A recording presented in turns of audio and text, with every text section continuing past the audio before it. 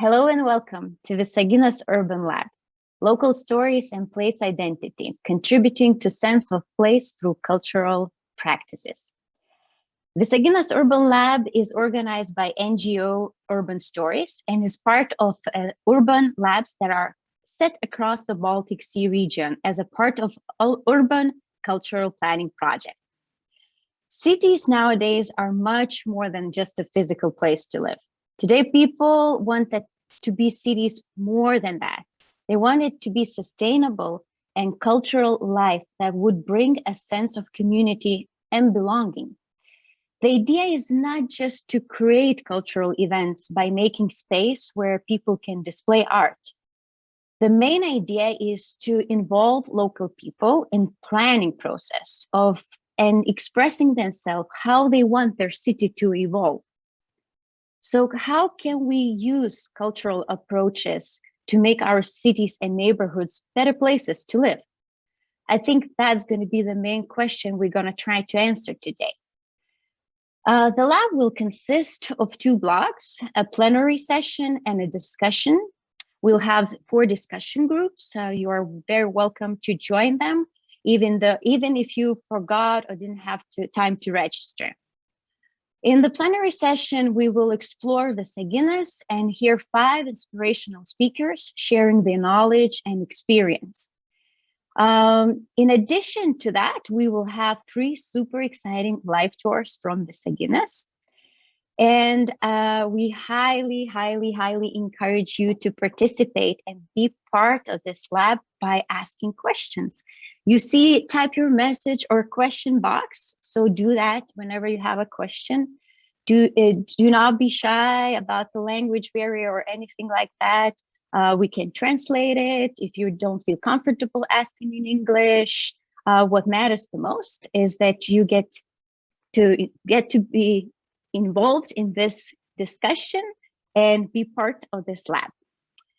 So I think it's time for me to introduce myself. My name is Monika, and I'm proud resident of Visaginas. Why I say proud? Because it's only 3 years, so that makes me really proud. Because being part of this magical city is special. So why do we start searching for local stories and place identity in Visaginas? Mainly because of its nuclear past. Visaginas was built to accommodate the staff of Ignalina Nuclear Power Plant. The plant was shut down in 2009, and right after decommissioning started, the city underwent, as we could call it, some kind of identity crisis, trying to find a new identity. What is Visaginas if not a nuclear city? Nuclear power plant city. So 10 years later, we start to see very vivid and very important positive changes that are made by locals who dedicated their energy and ideas to revitalize Visaginas. So I invite you to meet residents of Visaginas who choose culture as a tool for a change.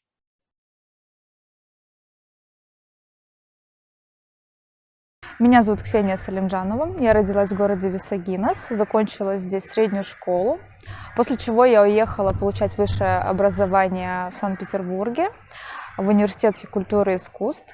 Там я закончила специализацию руководитель кинофотостудии, преподаватель, и после чего я вернулась в Висагинас и продолжила свое дело. Сейчас я работаю в Висагинской академии искусств, это бывший дом детского творчества.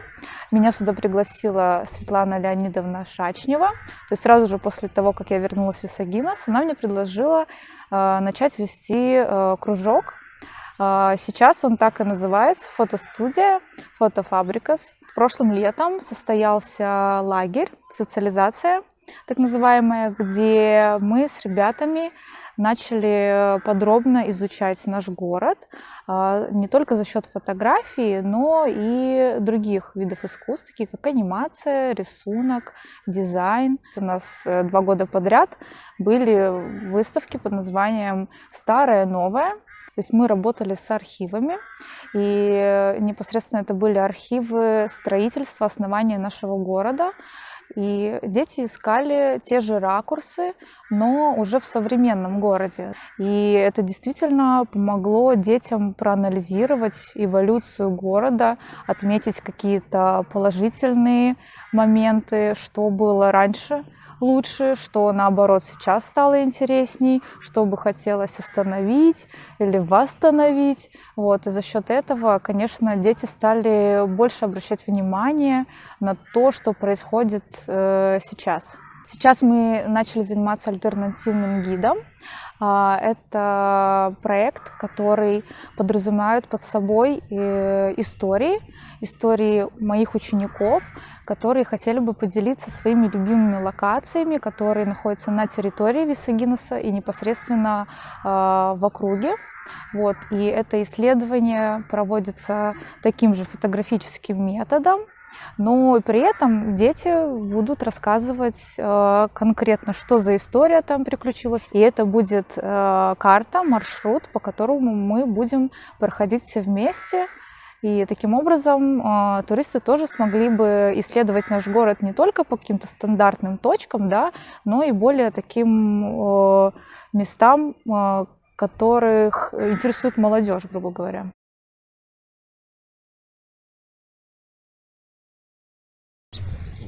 Sveiki, mano vardas Vova, esu dizaineris ir iliustratorius ir taip pat šitų draugystės muralų autorius. Gimiau Visagine, čia baigiau mokyklą, po to persikėliau studijuoti ir vėliau dirbti Vilnių ir po 12 metų nusprendžiau grįžti į gimtąjį miestą Visaginę. Idėja kyla po šiuolaikinio cirko pasirodymo Visaginė, po kurio tai buvo švedų trupės, akrobatų trupės pasirodymas, kurį aš fotografavau ir po to, žiūrėdamas nuotraukas, nusprendžiau, kad visai smagu būtų padaryti eskizus, kuriuose buvo pavaizduoti akrobatų poras. Ir po to atsirado galimybė perkelti tos eskizus ant mokyklos sienos. Visaginė yra labai stipri akrobatikos mokykla, tai čia pirmas dalykas. Antras, 2 metus Visaginė vyko šiuolaikinio cirko stotelė. Pats šiuolaikinio cirko savaitgalis vyksta Vilniuje ir jau 2 kartus vyko Visaginė. Ir manau, vyks ir toliau, tai taip ir susiję. Būtent tokią techniką pasirinkau dėl sienos paviršiaus, nes lengviausia buvo naudoti purškiamus dažus. Ir tas spalvas pasirinkau tokias,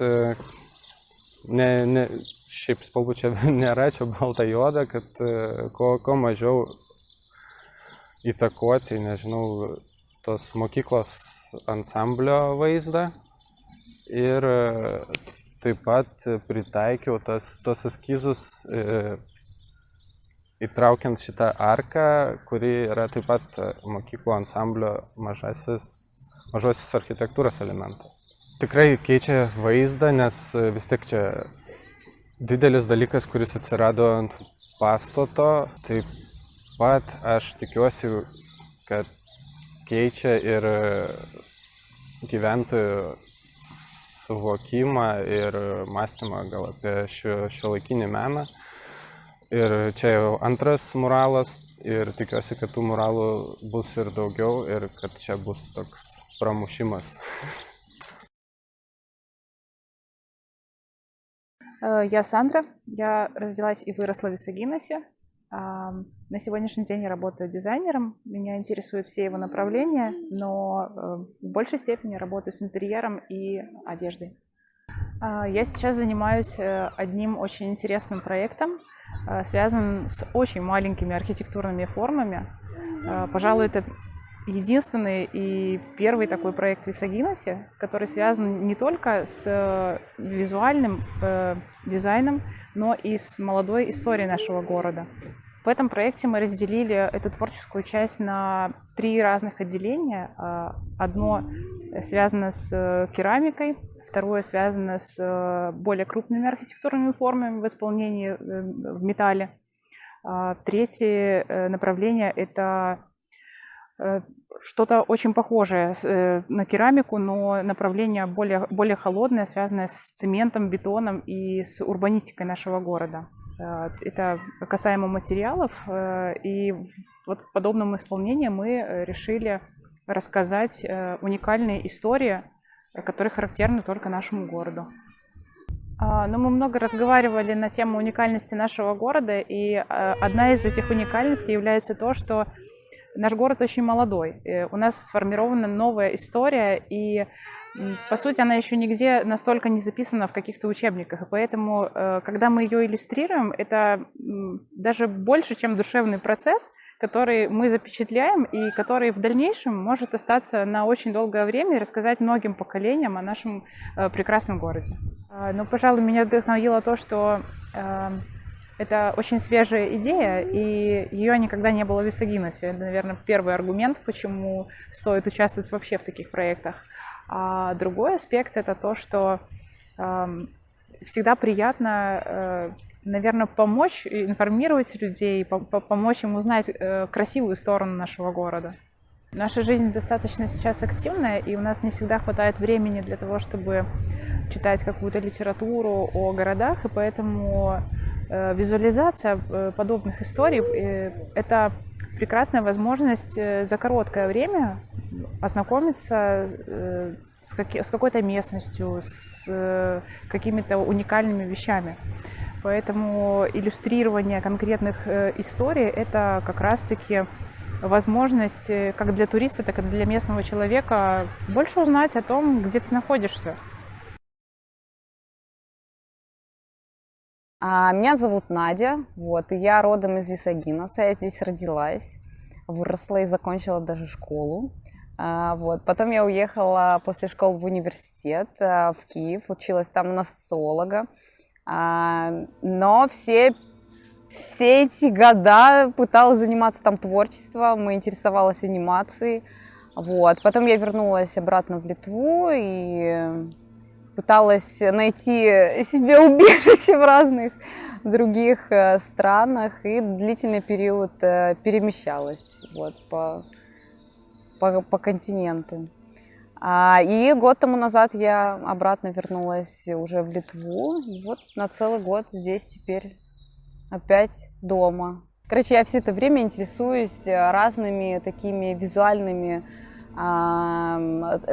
творчеством. Это либо видеоарт или анимация. Прошлым летом у нас в городе проходил детский лагерь урбанистический, где детям ставились разные задачи определенного характера, и у них был в том числе именно фотокружок. Мы на этом задании дали детям задачу фотографировать разные объекты из архитектуры разных форм, либо там текстур.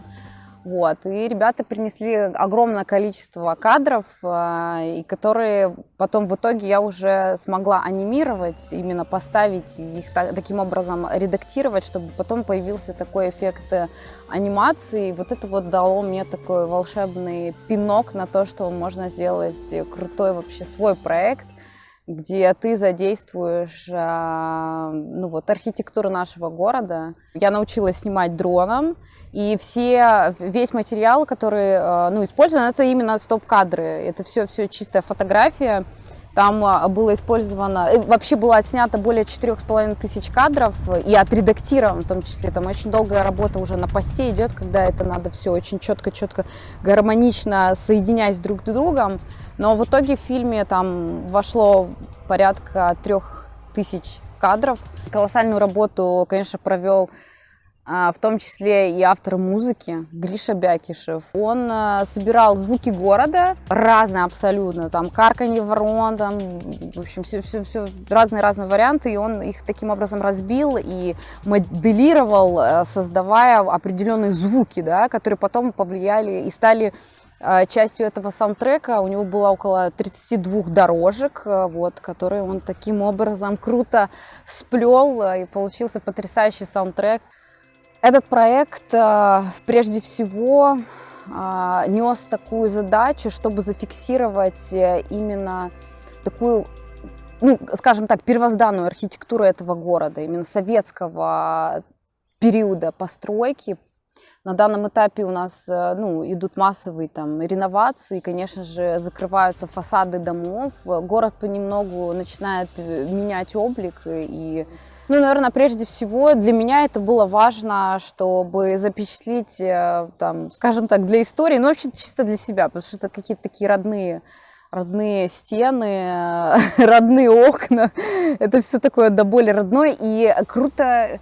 Важно было, опять-таки, упор сделать вот эту вот советскую урбанистику, такую везде массовую, идентичную, в то же время такую живую, какая она, собственно, в принципе, я думаю, получилась в видеоролике. Sveiki, esu Olga Mazniova. Sunku apibrėžti, kas aš esu iš tikrųjų, nes 40 metų esu skaitmeninė imigrantė. Tai žmogus gimęs toje epochoje, kai nebuvo interneto ir augęs ir dabar naudojantis šiuolaikinėmis technologijomis. Dirbu kaip profesijos mokytoja profesinio mokymo centre ir taip pat pradėjau naują darbą, tai yra lopšelio darželio direktorės pareigas eiti. Bet be viso to mano darbų taip pat turiu daug veiklos susijusios su Visagino miesto visuomeninė veikla. Mane domina miesto gyvenimo ateitis, domina miesto kultūrinis gyvenimas, domina jaunimo interesai, jų ateities planavimas ir daug kitų dalykų. Visaginas yra unikalus miestas, čia jau kartoja turbūt kiekvienas, bet tam tikros vietos yra apleistos arba, galima pasakyti, neišnaudotas tų vietų potencialas, kuris gali būti išnaudotas. Nesenai sukūrėme Visagino toponimą, tai yra užrašas Visaginas, kurį tikrai norėjome talpinti tarp medžių, įpinti į mūsų gyvenimą, nestatyti ant kažkokio piedestalo, kaip buvo siūloma, nedaryti iš to kažkokios reklamos užrašo, bet padaryti tokį užrašą, kad jis asocijuotųsi su Visaginu. Kitas projektas, kurį baigėme rudenį, dar šiek tiek planuojame pavasarį padailinti, tai yra tunelis, tai yra perėja po kelių, kuris buvo, pasakysiu taip, tokia vos nelandinė arba vieta, kur žmonės galėjo pasislėpti, darys kažkokius negražius dalykus, nes ten nebuvo šviesos, buvo tamsu, niekas ten nenorėjo vaikščioti, bijojo, bet tai kelias prie ežero, tai kelias prie poilsio zonos. Ir tai yra tokia graži arterija, kuri jungia Visagino gatvę, kuri jungia miesto gyvenamąją zoną ir poilsio zoną. Vėlgi gimė tą idėją dekoruoti.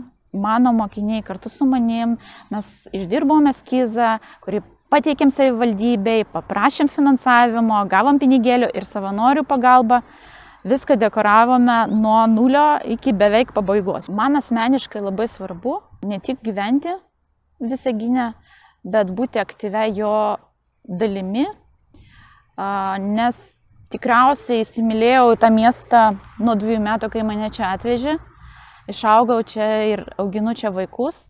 Ir manau, kad ten, kur tu gyveni, tu tikrai viską darai kuo gražiausia, kuo puikiausia, kad tau būtų patogu, malonu. And these are just few people that create towards cities, residents to Visaginas to choose culture as a tool for a change. These people inspired by the city's vivid past and its unique but tiny stories, and they create Visaginas future together with the community. I think in this video, you already heard so many times word unique, and Visaginas is unique. And I hope that this video inspired you to visit this vivid and inspirational city. It is so amazing to see that passion that locals feel for their city. And I think that urban planning, cultural planning helps to incorporate that passion. But before introducing our first guest, I would like to remind you that we have our question box where you can post your question, and we'll be happy to pass it along to our speakers.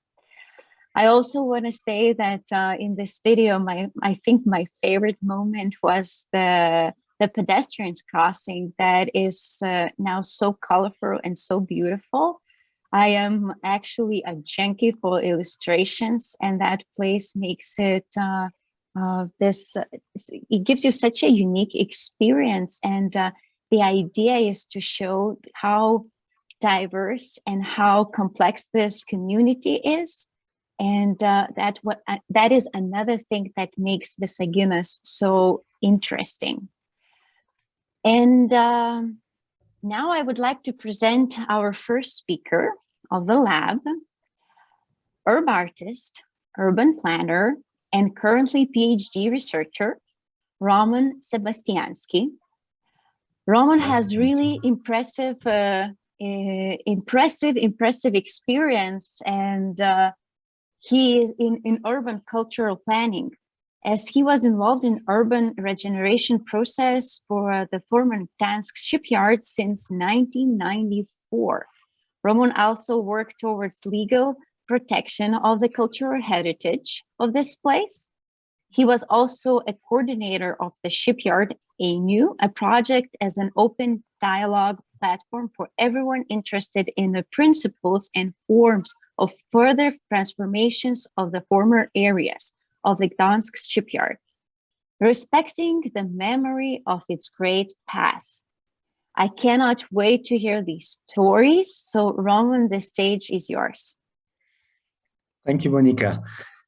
It would be very difficult to explain and present the whole story in such a short time. So I will try to a little bit conceptualize and present you just the concept of a certain process that based on the participation, on the social participation, because I think this is the main theme of our meeting, to discuss about social participation in urban planning, in urban regeneration. So thank you for inviting me. And I would like to start with a short presentation about the context. So as Monika mentioned, that was the Gdansk Shipyard that actually had a great past of 150 years of industrial production, but also the very important place, the birthplace of the Solidarity in 1980. So of course, for the thinking about the future of this place, those two elements are very important. So industrial production, shipbuilding, and the solidarity. So that's the key elements of the past, of the stories, as you name this, and the storytelling and the local identity. These are the wordings that you use at this conference. So I would like to refer to those elements. But the shipyard as an industrial plant bankrupted in 1996 and then was privatized. So the private capital actually bought the shipyard with the idea to regenerate it and to develop the new city central district in the former shipyard, post-shipyard area. And there were actually two, I would say, parallel processes of this regeneration. First was kind of instrumental. It was an official one that was led mainly by the experts and the politicians, together with the business people, with an experts, without any substantial public participation. And then this actually caused a kind of a resistance. So the people wanted to have a voice in the process, and at a certain time, sort of bottom up, started to develop the public discourse about, you know, what the future of this area should be like, and what is the role of the past in shaping the future of this area. So actually, what turned out that the local heritage, the cultural heritage, became the main issue of thinking about the future of this place. So understanding this, you know, preventing and transforming this heritage into the new meanings. So I would, because of the time shortage, I would mainly focus on the unofficial, this informal, grassroots, networked, participatory, and the dialogic process of the urban regeneration of the Gdansk shipyard. And there were actually three main stages of this process. First, it was researching. So I would just name it. So that was researching the meanings of the past. Then it's the thing is transforming those meanings into the future situations, and then transferring the meanings into the public. So how that was done by the social, by the local people, and who were there. The whole process started with the artists. So the artists became to colonize the post-shipyard area, and were very much interested in its great past. So they were actually researching the meanings of the post-shipyard heritage. So the local, the industrial production and the solidarity, and they were researching dialogically. So they were not reading books or kind of studying, you know, maps only, but they were referring to the living people, asking questions, interviewing, filming, and then networking. So they were sharing this information and building the understanding of what is the real meaning of the past, what is the identity, what is the most important for them. And then there was a process of transforming this meaning into the new language, into the language of art, the symbols, and then transferring it into the public. So the artists were organizing the exhibitions, the talks, the walks, video shows, conferences, etc., etc., and all those, I would say, technical means helped them to spread and to share this information publicly.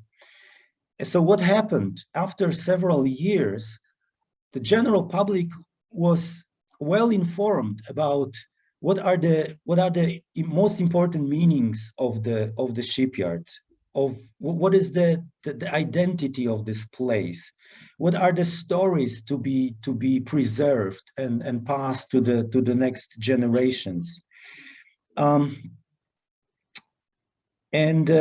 We may call this new consciousness. So the public was not only informed, but it started to understand and to share this kind of a love affair, this passion about the heritage of the place with the artists and local activists.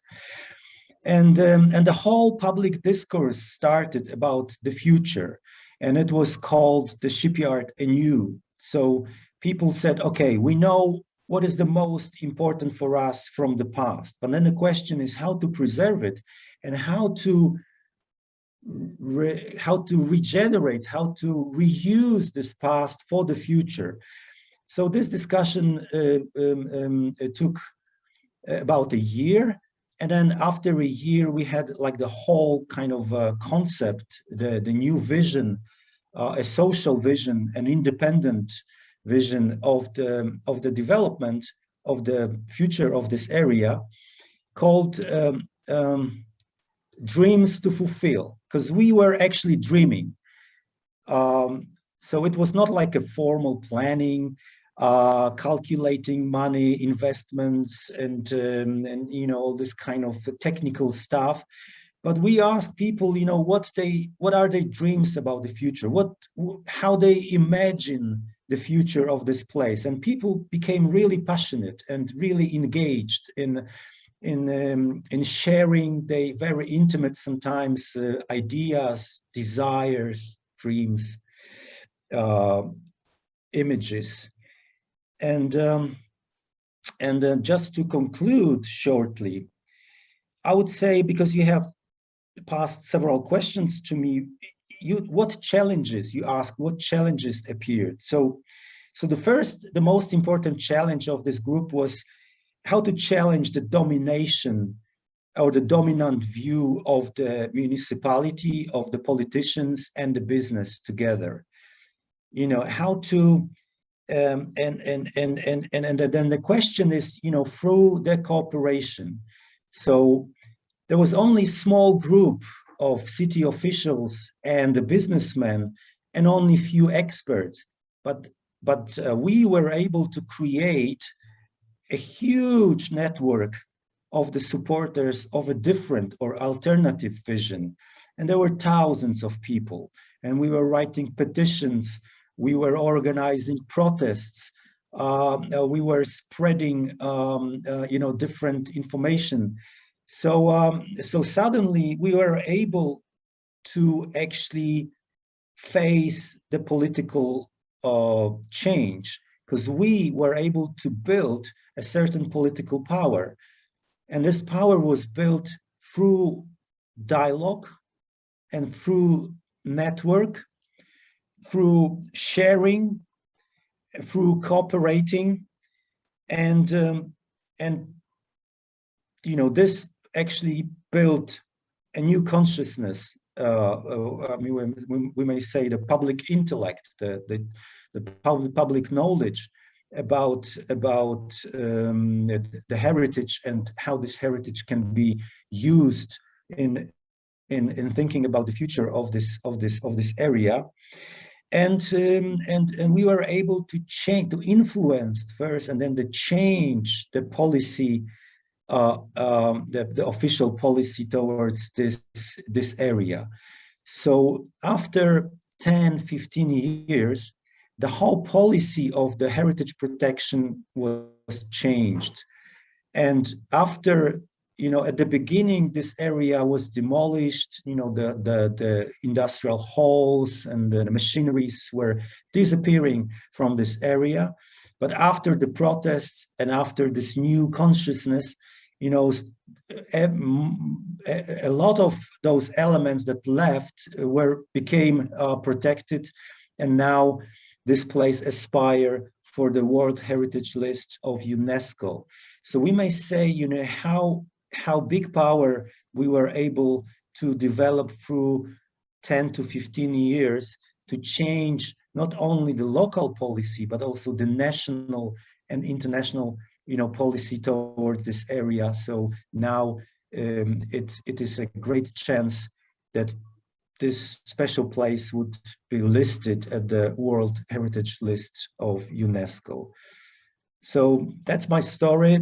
I am awaiting questions and maybe a vigorous discussion, because I think that's the most interesting part of every meeting and seminar or conference. Are there any? Thank you so much, Roman. It was really interesting to hear a short but very, very meaningful story. We have a comment actually from Ivona Preis. saying, "Hi, Roman, glad that we could do this artistic action in the shipyard in the memory of Water Creative Europe project." All right, Hopefully- so let me refer shortly to this part of the whole story. That's actually what I referred to. The last element was the dreaming, and that's true that that was part of 2-year European founded project called Memory of Water. We were doing this together in the cooperation with 5 different European cities. It was an artistic project, so the artists were leading this discourse, and they were also very important actors in this transforming and transferring the key concepts, the key symbols that we developed to sort of pump up, to engage the public into the discussion and into the process. And frankly speaking, it was a great success, because the result of this 2-year project is a written document signed by about 50 people, the people that actually created this document, so the author. So this is co-authored document, and it was sent to all the politicians, to business people. That was published in social media, so it became an alternative social vision and strategy of the development, and it actually became part of the wider, now already a formal discourse in the process of listing this post-shipyard area in the UNESCO World Heritage List. So from kind of freaks and artists and activists, we actually became part of the formal process. And so we are now partners, or I would say,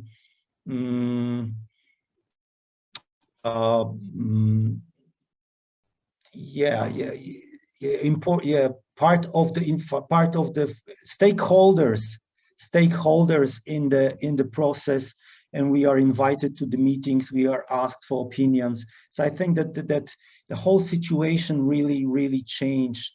So from the very humble beginning to kind of building a substantial political power and influence.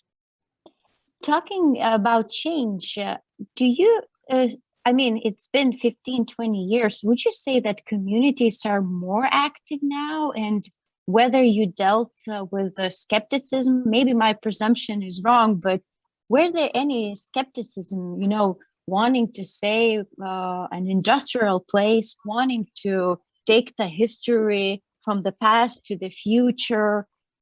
Have you dealt with any skepticism, and how?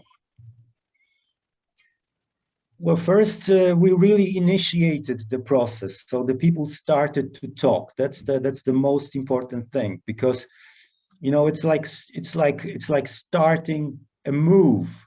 It's very difficult, to start, but since it starts moving, it's progressing goes faster and faster, and with the speed, it's kind of generates more power.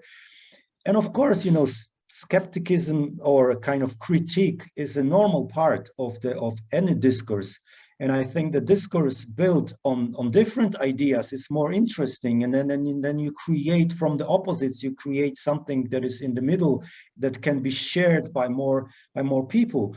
So from like true extremes, from very expert-led, kind of focused only on business, on the workplaces, on the economic development, vision, to the public places, quality of life, green areas, we kind of joined those two visions together. So now we have like a complete story. We have, housing, retail, offices, business, entertainment, all this kind of stuff that is kind of business oriented and economic based, with those kind of soft elements of the developments, like public spaces, green areas, all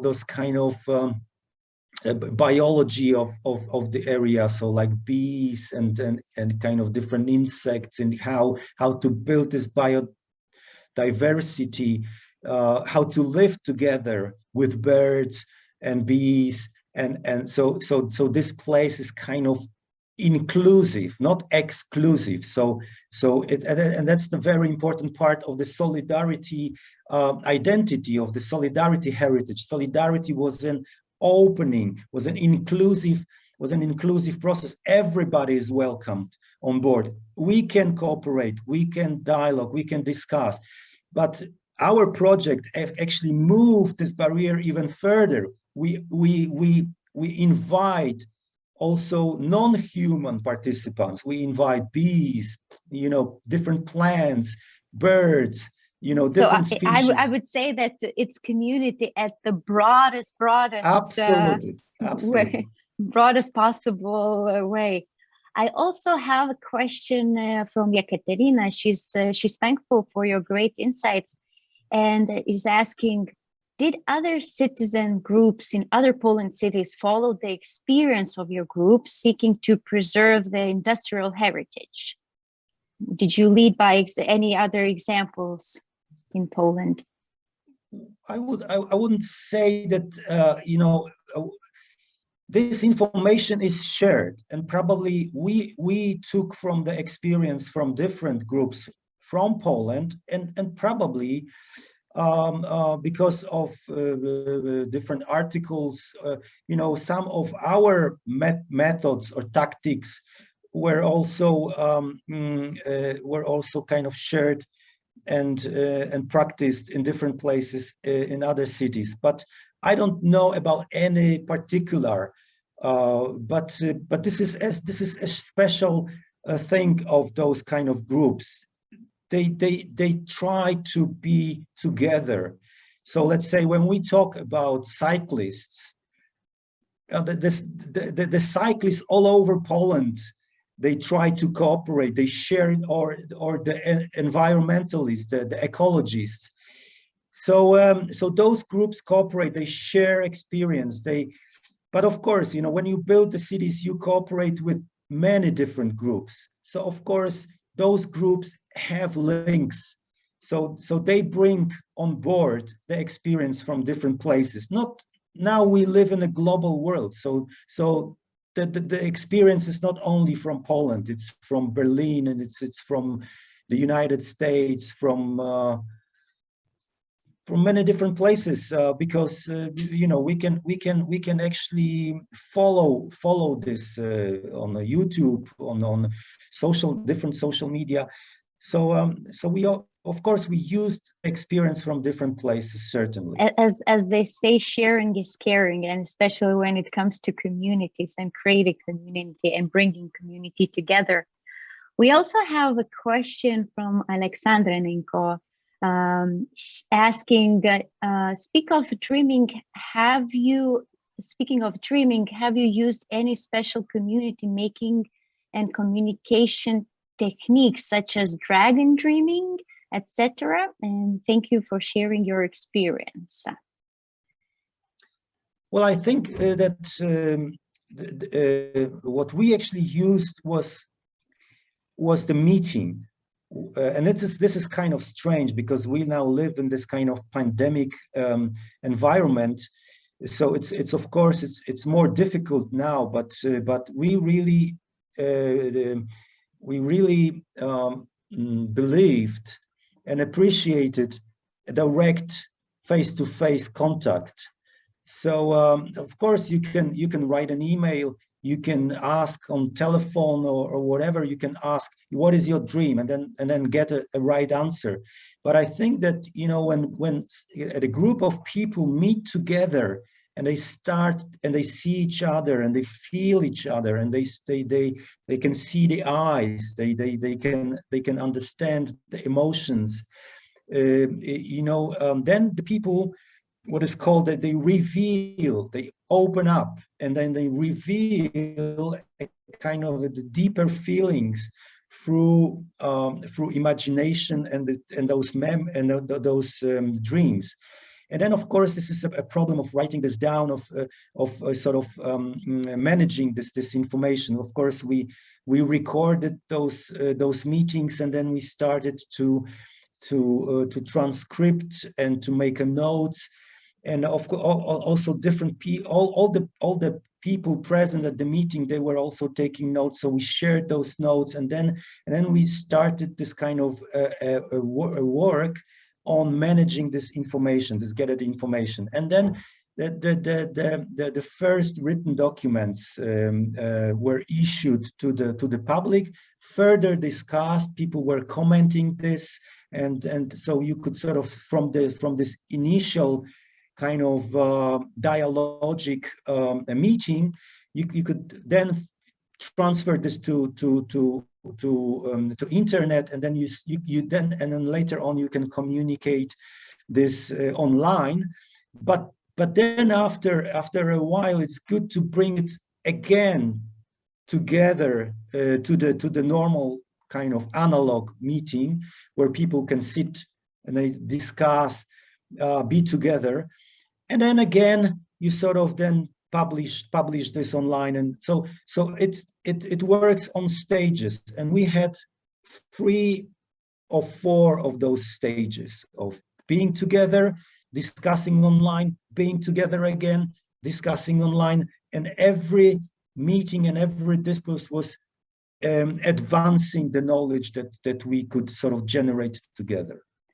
That is a perfect plan pre-COVID, pre-pandemic. Unfortunately, everything goes online now. But before I ask a final question, I encourage everyone who hasn't visited Gdansk to do that, because it's incredibly beautiful city and has so much to offer, especially if you love water and you love architecture. So my final question would be, your piece of advice, how to get communities involved? Well, philosophically, I would say that require passionate beginners.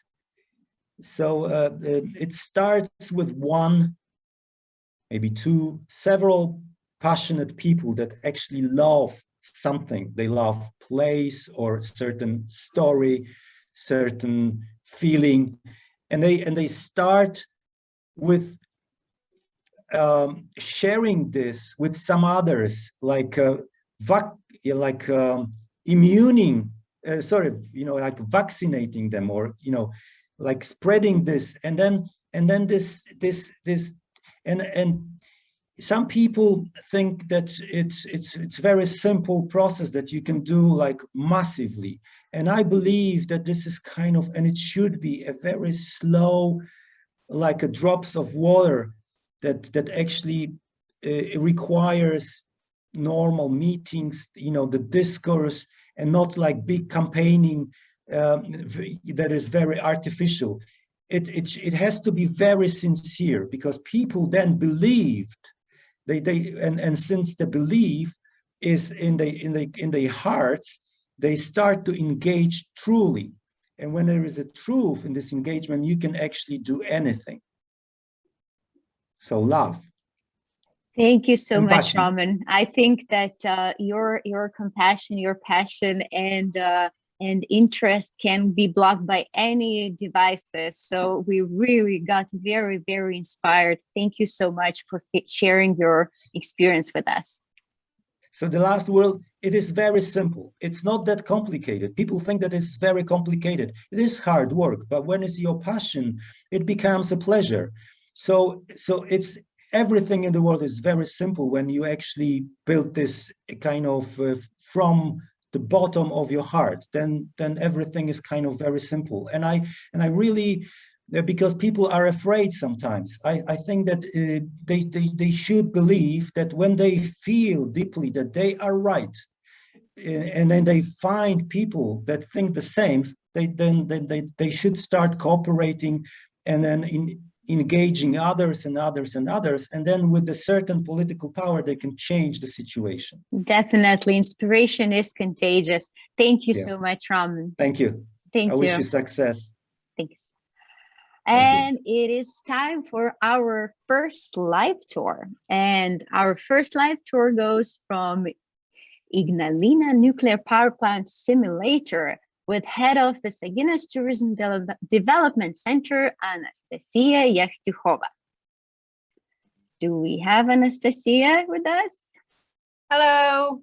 Hi. How are you today? Yes, well, good. And you can see I'm here at the control room simulator. I see all the fans of HBO Chernobyl has to connect now. That's the moment for you. So I'll start with a little bit of introduction, what it is here and what was the purpose of this simulator.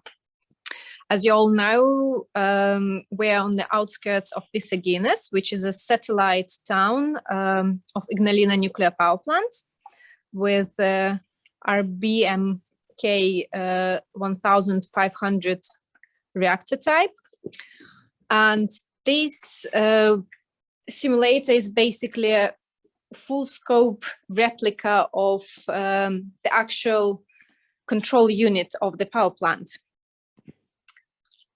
So here in the when it was used by the operators, they used to come here for 2 or 3 weeks at a time and spend the whole time working in the simulator, not the actual power plant, because it was used for modeling different situations like normal situations and emergency situations like Chernobyl type.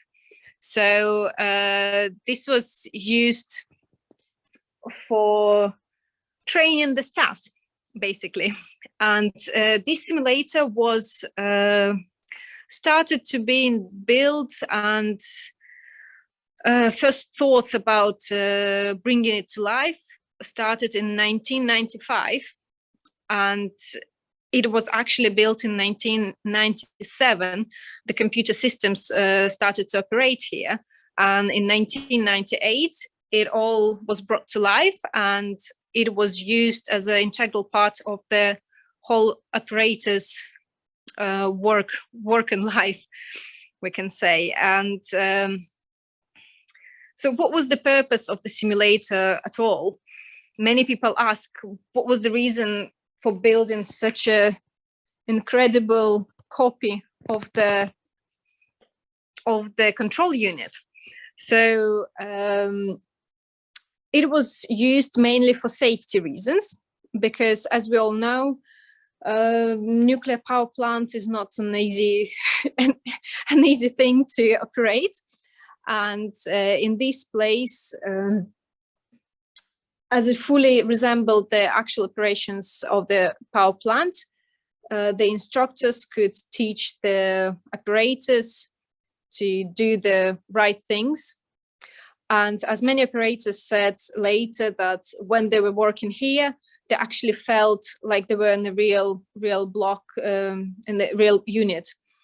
And this was because they spent here so much time, regularly 2 or 3 weeks, and then going back to the real thing. And I'm gonna show you a bit how it looks here.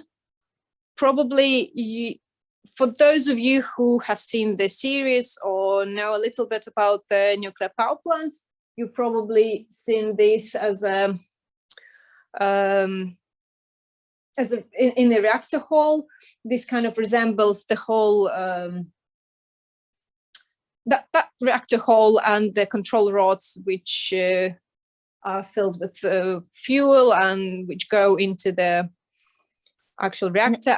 Could you show it us this a little bit closer, from up close, if possible, because that is really interesting. That's the actual, this show you how basically they show you the status of the control of the fuel rods. And from this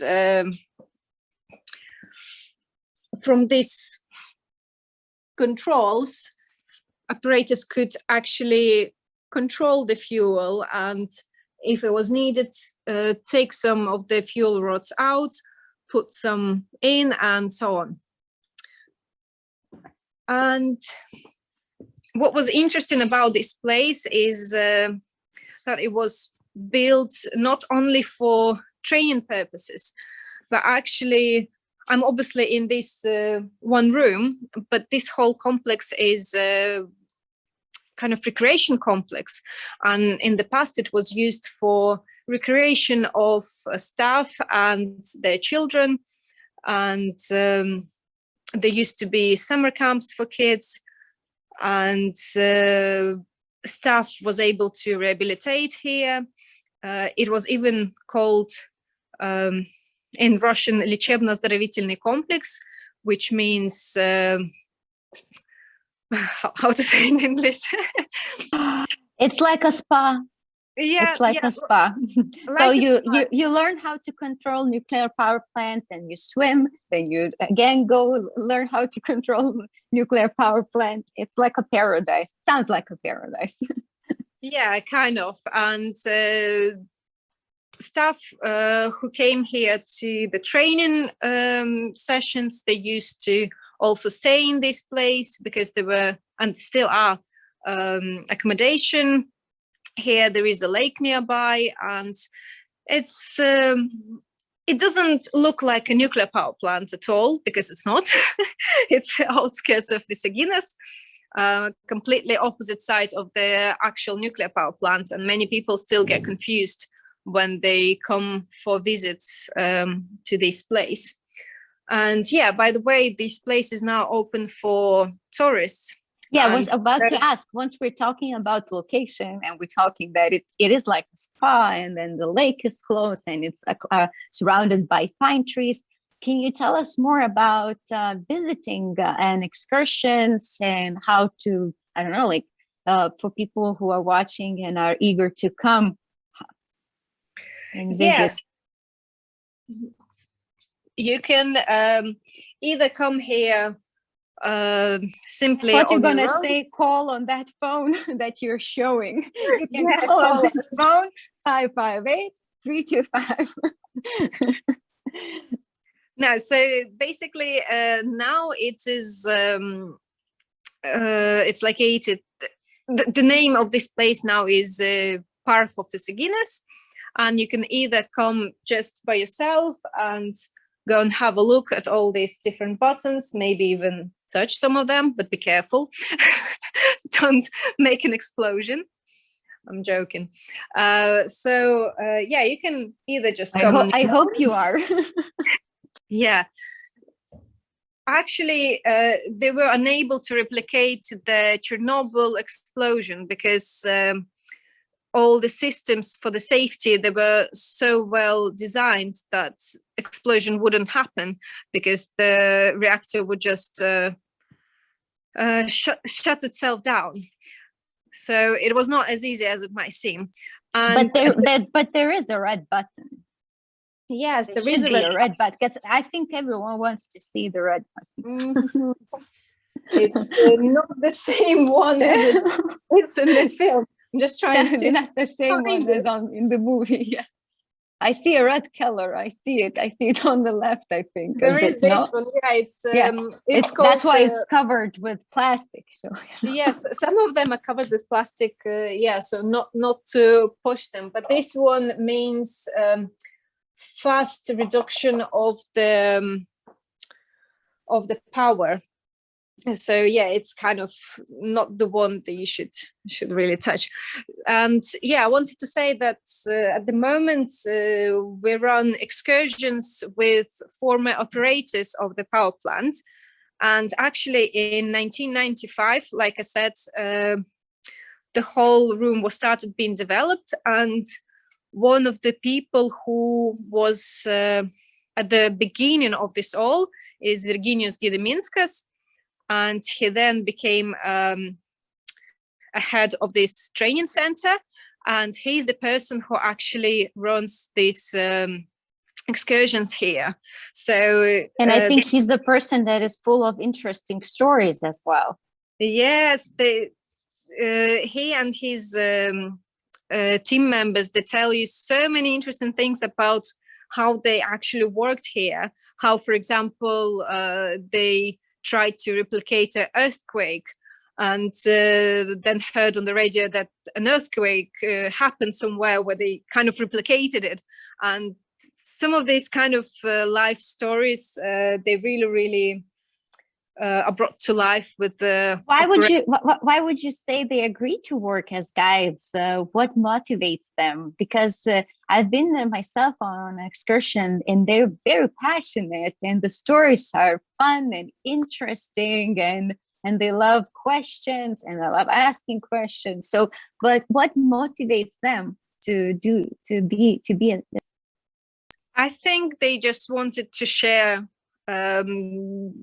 parts of their, like a really big part of their life with the people who want to know more, because we all know that the nuclear power plant is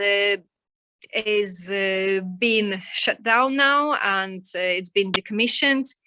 So I think it's for them, it's kind of being able to share some of their past with those who maybe don't know much about it yet. But especially it's really interesting when teenagers come here, or people of kind of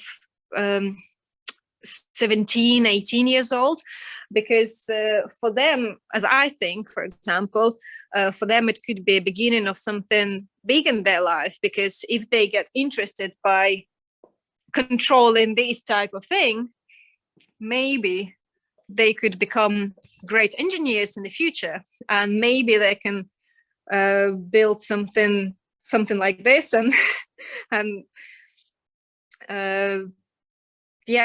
and become great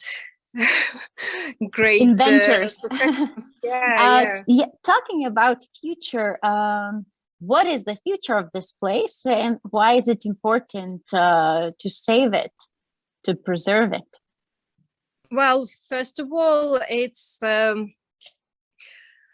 regarding the future. At the moment, it's the excursions will still run, and hopefully at some point in the future we will be able to again see the lights and sounds on this simulator, which are really I don't know, it's kind of, they create such an interesting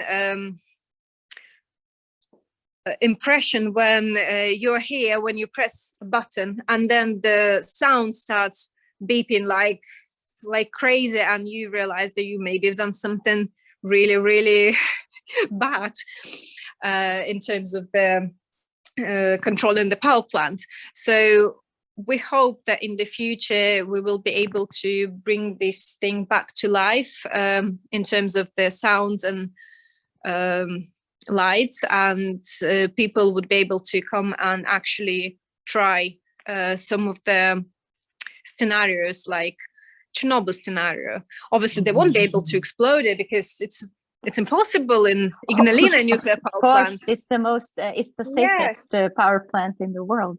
Exactly. At that time was when it was operating. I think it's so important, and I think we're gonna have this discourse through the entire lab, is to be not ashamed but proud of the past, and to incorporate it into the present and the future. So thank you so much for this excursion. It was very interesting. I think making it interactive, more interactive, as you said, adding sounds, creating scenarios sounds really fun. I hope that will come true, and I get to come and try it. Yeah, definitely would be happy to welcome everyone who is interested in nuclear power, energy, and just in physics. So yeah, thank you so much, Anastasia. It was really interesting. Thank you for your time. Thank you. Thanks.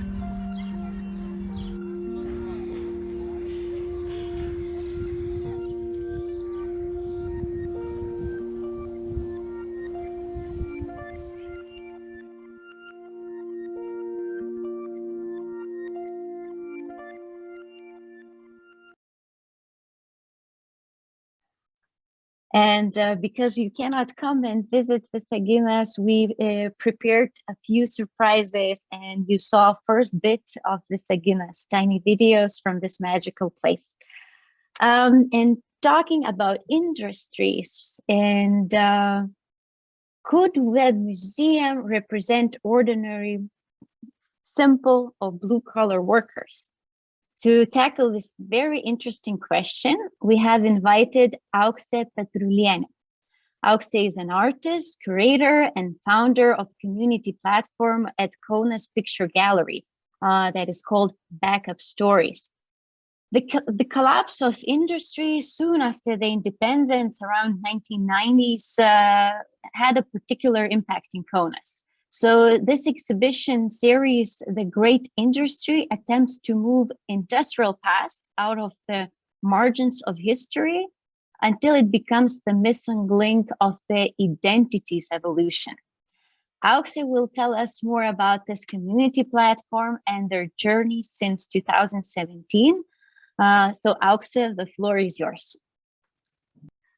Hello, I'm really happy to be with you today, and I am really inspired by the speakers before me. So yeah, I think I will share some photos with you, some views to compensate my accent and my English. Maybe it will help to compensate. And people always tell me the accent is a charm, so we find it charming. You should not be ashamed of that. Okay. So you already told that, yes, the focus of our budgets. The focus of our community platform is on the industry, on the memories of the ex-workers, and I think it's quite interesting that those memories are very complicated. It is why artists and the art museum is doing such a work, because it's very controversial. It's still interesting to talk about it, and it's still not solved, the problem, because the people, and I'm talking about quite a huge amount of people who were working in the factories in Kaunas. It is one factory, usually it was like 3,000 of people working. Some, like radio factory, it was more than 10,000 people working.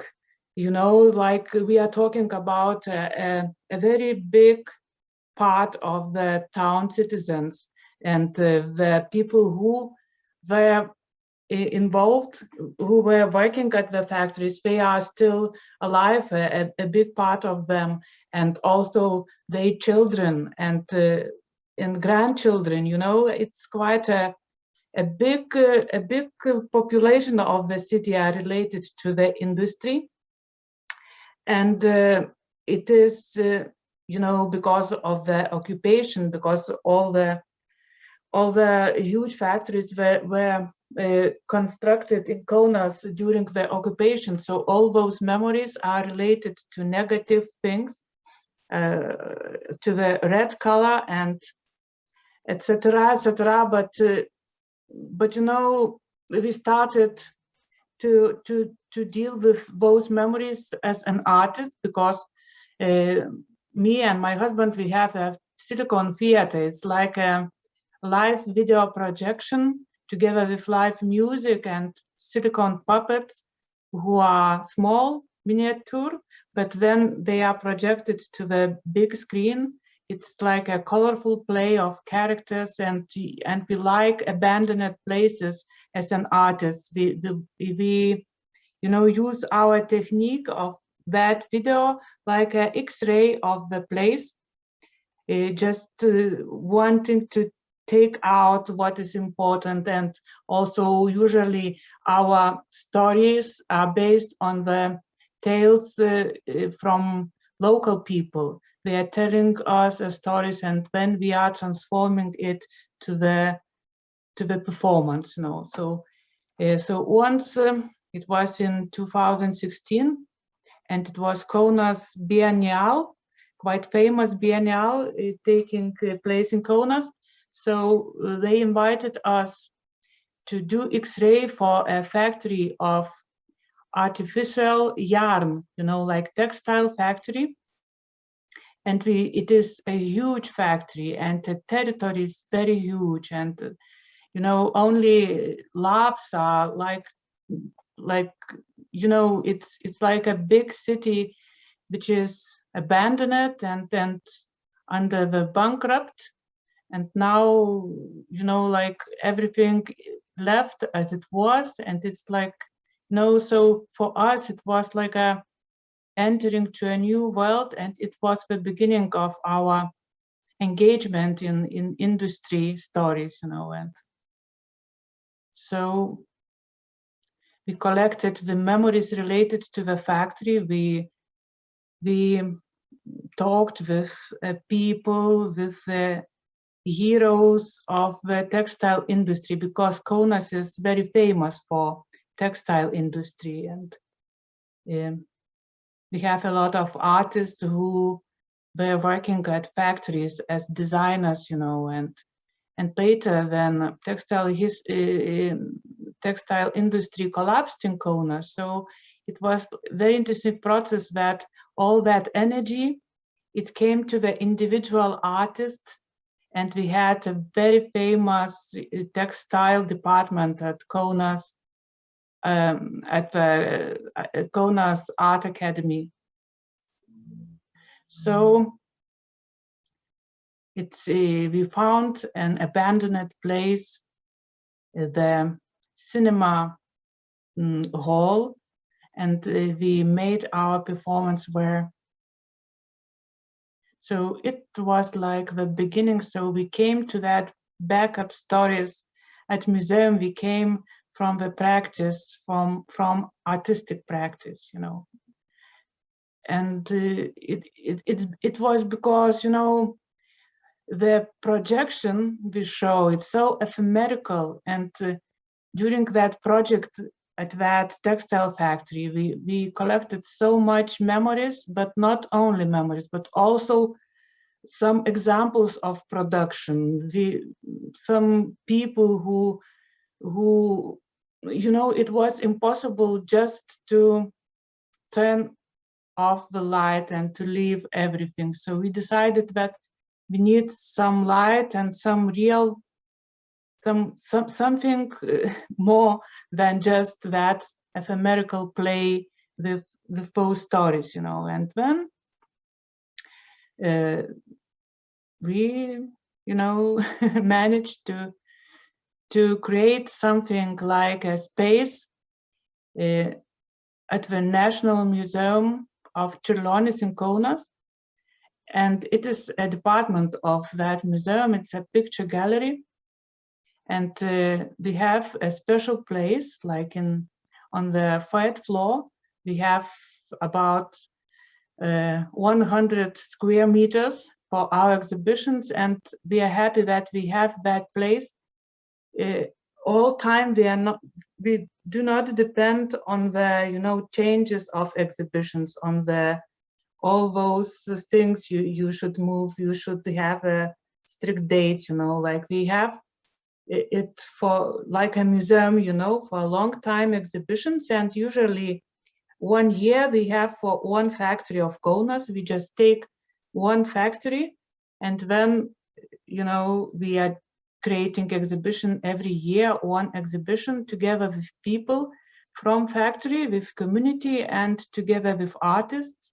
We are like collaborators, equal, you know, everyone shares experience they have. A community shares the stories, the photos, the things, the ideas they want to say, because they were, you know, like silent for so long time, and now they have a chance to say what they want, what is important. So that was the beginning. The beginning, of course, was from the textile industry. And we want to find in that industry like something like the human things and all that, you know, like people, like their lives, their feelings, that backup stories about the life, and mainly about the life during the Soviet occupation, how they balanced there, the factory, how they managed to combine that Lithuanian inner and that out of, you know, like communistic thing, red thing, how they balance between that with their lives. It's so interesting and so moving, you know. And we found the heroes, like ladies who were on the 90s at that time. So they were the first designers at the factories, you know, like first professional artists, women artists who were, you know, entered the factories and started to create design there. It's the beginning. And the most interesting thing was their philosophy, what we are talking. They are very strong and very, you know. The one you see now, she is a designer of artificial aorta. You know, in Kaunas we produced even high-tech things like artificial aorta.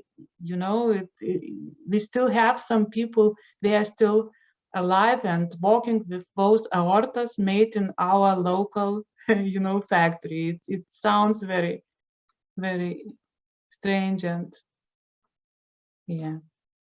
And after that FED exhibition, people who are from other factories, they just came and they say, we also want to have exhibition about our factory.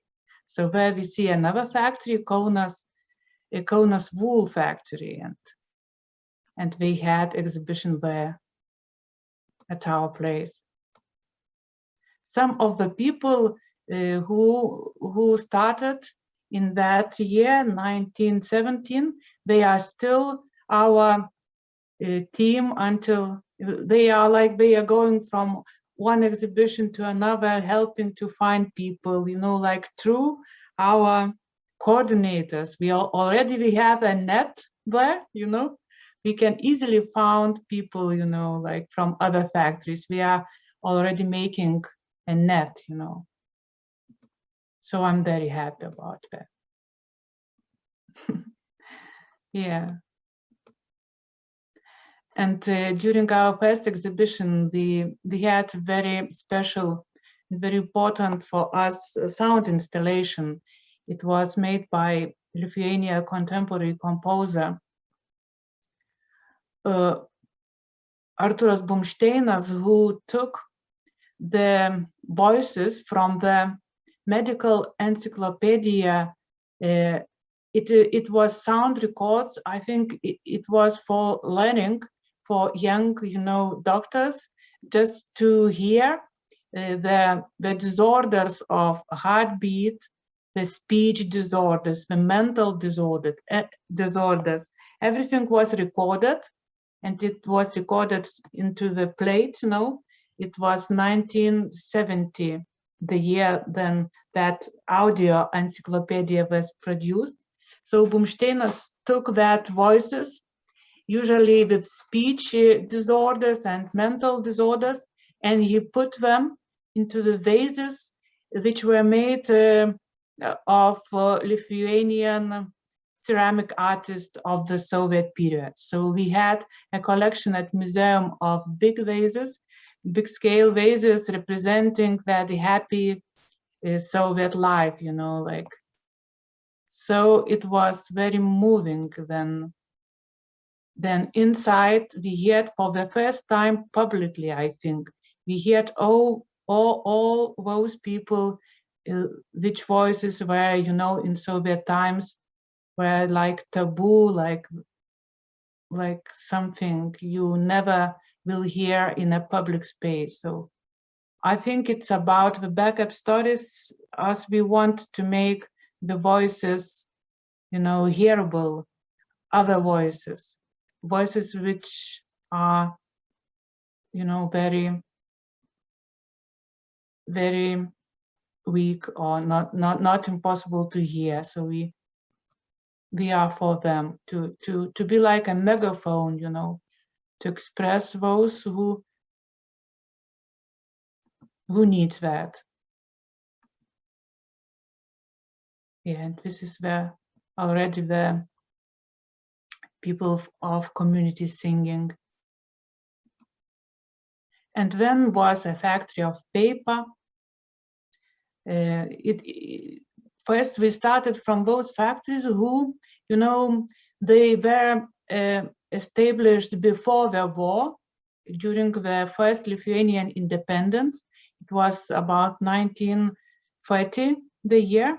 So at that time, Kaunas was already, had already a lot of modern factories, like textile factories, paper, and rubber factory. So it was like 3 elephants from that time. And after the occupation, they were just nationalized. And of course, they developed the number of people, the buildings and everything, but the essence and even the equipment, the technologies were from that time. So the paper exhibition was about the question of memories, about what we want to remember, what we don't want to remember. It was like the process of making paper we took as a concept. Like we put that paper made in, we had a lot of paper from that time at museum, and we put it to the water, and then we just took it again, and we had like a little new object made from that history, from the memories. And so this is the opening of exhibition, and we're making paper from that old paper, new sheets of paper. Yeah.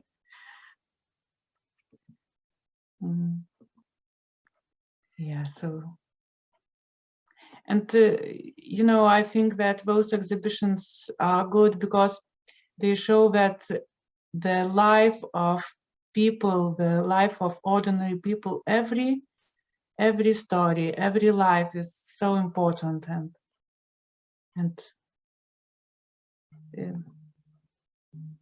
yeah, and this is a book we produced. And then last year we have an exhibition about the sneaker factory. That factory, I said,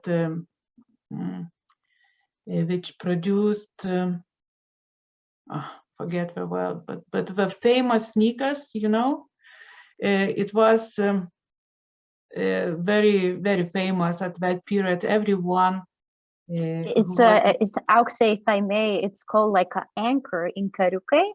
Yes, sneaker yes. That is, I think, like a cousin of Converse, if people know Converse.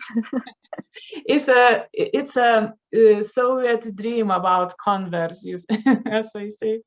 Yeah, it was something near that, but not such a quality. Not because it was impossible for Lithuanians to produce good quality, but they were suppressed by that plant economy, because it was a very strict, the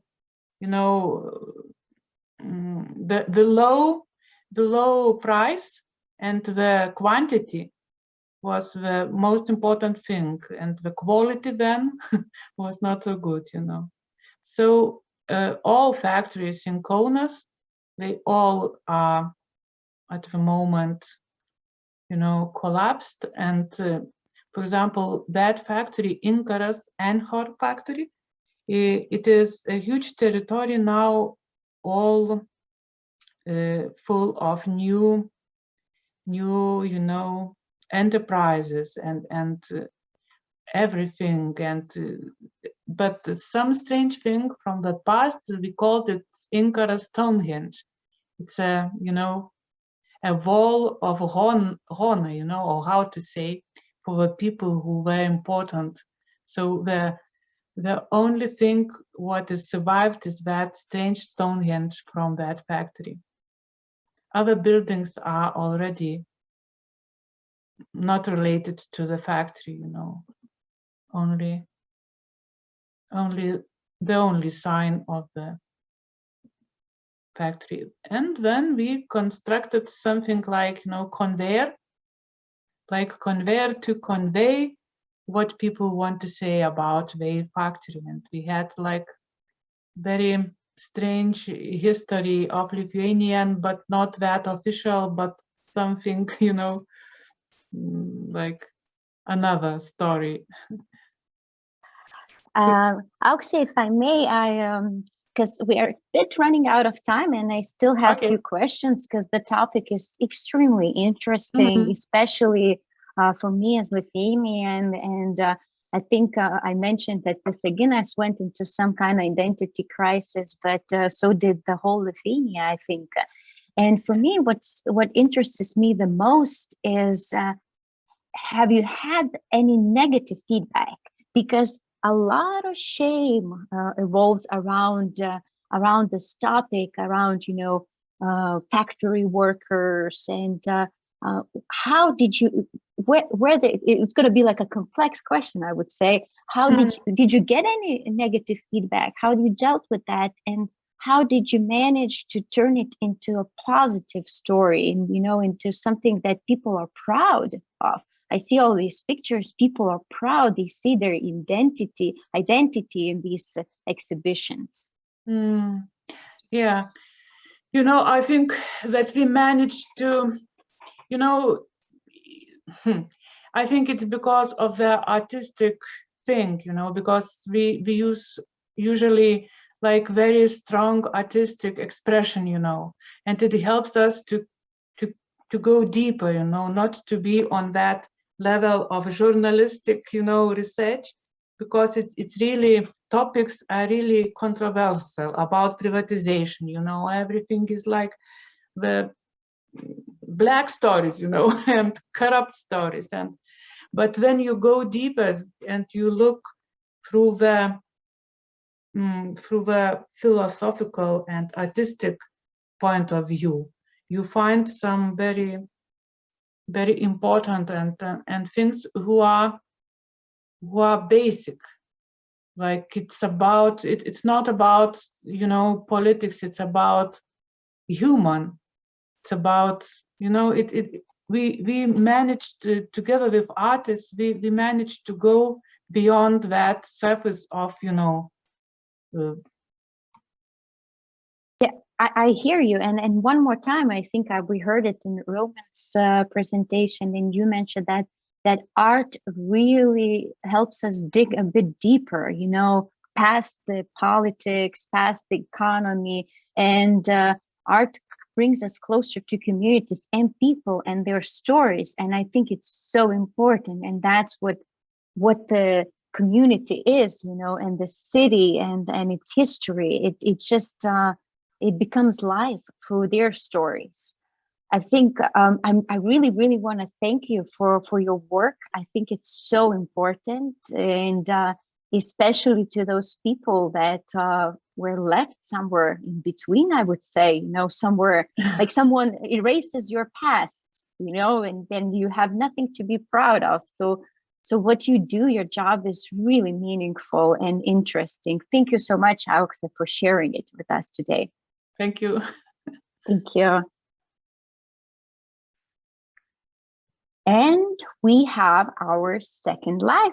We're gonna go into art residence point. Yes, here you go. Aleksej Urazov is already here. I don't think I have to do any other introduction or comments. Alex, the stage is yours. Hey guys, hello, welcome. Sorry for shaky cam. It's my first selfie stick experience.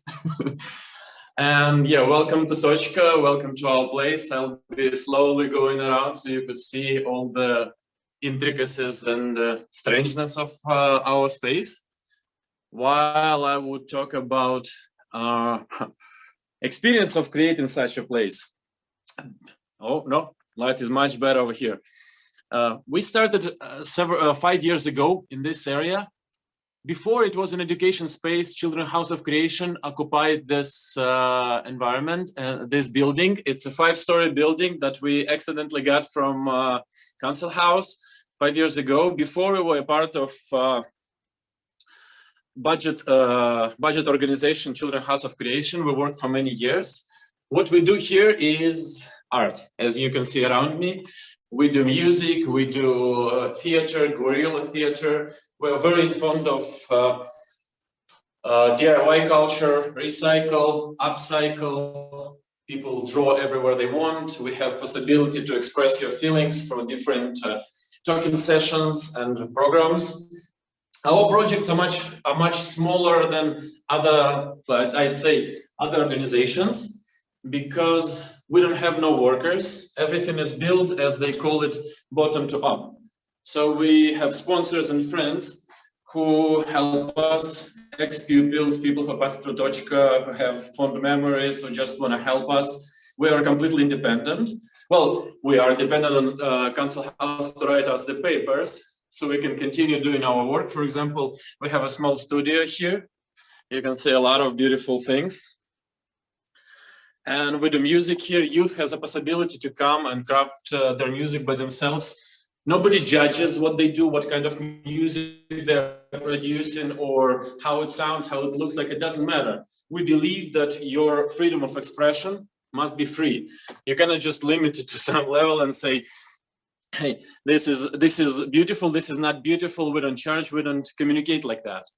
This is the main floor where, let's say, governing of this place happens, where we spend a lot of time creating projects, writing them to different funds.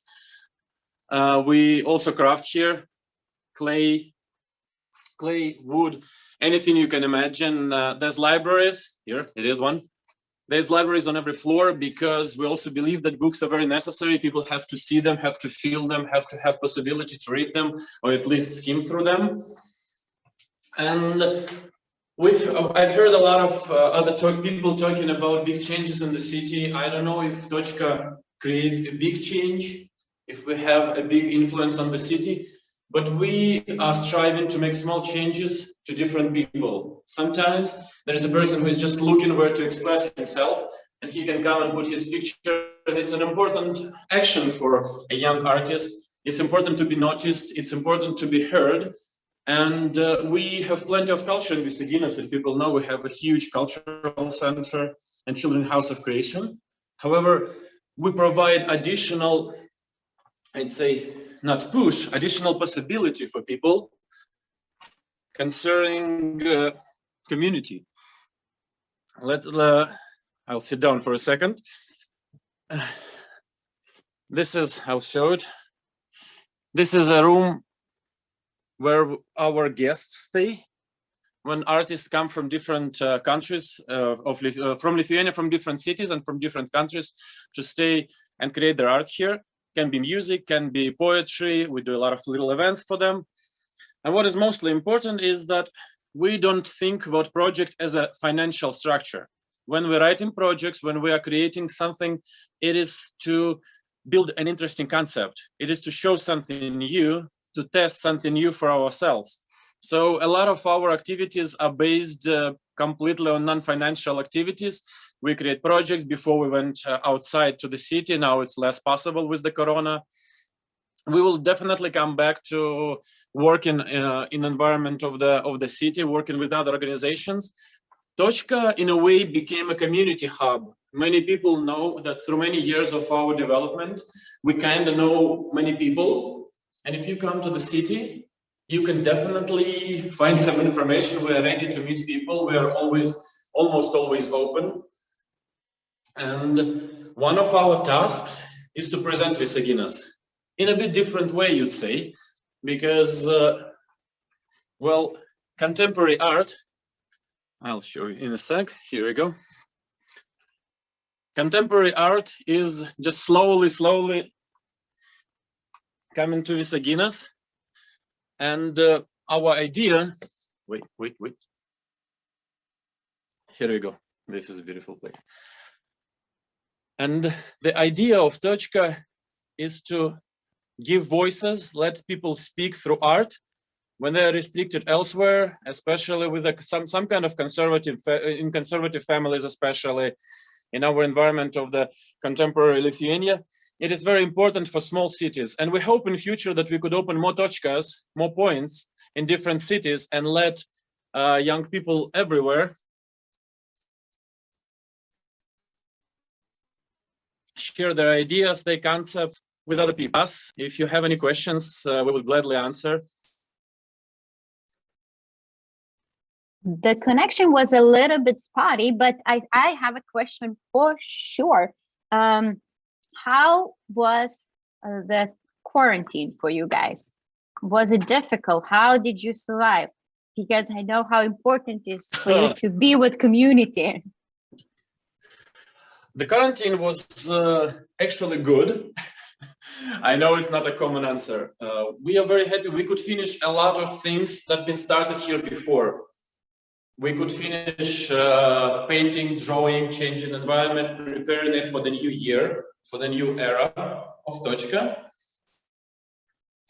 So it was difficult financially, but as you know, we don't earn no money from Tochka. So it wasn't a problem for us. Our sponsors kept keeping us alive, helping us to suffer through this period. But we had a lot of time, a lot of new changes, and we cleaned up our space a lot. So when new season comes, people can come to a better and improved art residency. We have a comment from Ekaterina. I think that Ekaterina have been to Tochka because she says that it's changing and growing all the time. Each time it's different. So I have a follow-up question, and she says it's inspiring tour. So thank you, Alex. I have a following question about how long did it take you to build it or put it together? Because I see so many pieces, so many different things, and every single piece requires energy. So how long did it take you? That is exactly a question about community. It didn't take me, it took us. And we are many, we are legion. Any person who comes here participates in some way. Some people paint something, some people help to bring thrown out furniture inside, because we upcycle, recycle a lot of things. So 5 years, I'd say, is a minimum we needed to get to this point. And we would definitely develop more if ever we have any more space. I think that's a little fear of our council house.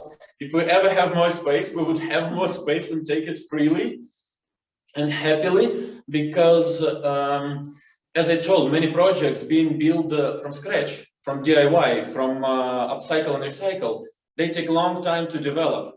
We don't just ask money and say, we will do it if you give us money. No, we will do it. That's the end of it. Just give us time, because it's not the question of money, it's a question of time. And Visaginas, being a very young city, has plenty of it. Well, that's very interesting. But do you accept all people? How do you know? Let's put a scenario. Someone comes to Visaginas. They heard of Tochka, they heard of Point or Tashkas. Any name will do. And they think, like, how do I get to the place? So how do they get to the place? Usually we have volunteers who are opening Tochka on a daily basis, or we open it ourselves. So if the blue gates that are downstairs are open, we're welcoming people inside. We're ready to chat with tourists, we're ready to show the place or talk about the city. And for people who want to craft, do arts, anything, well, welcome, and let's do it together. So for me, what is really interesting that you did reduce, reuse, recycle even before it was cool.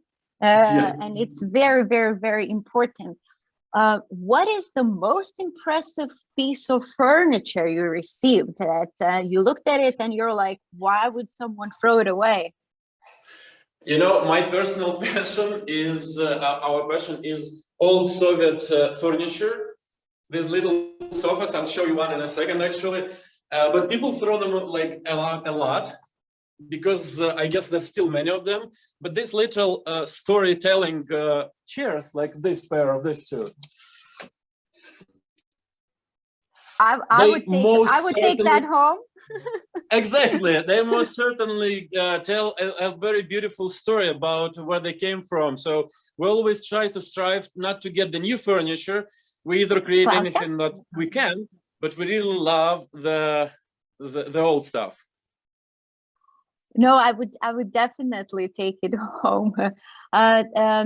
So we have a couple thank you messages. Leia Lukemier says, very cool place. Thank you for showing, Leia. You're welcome in Visaginas.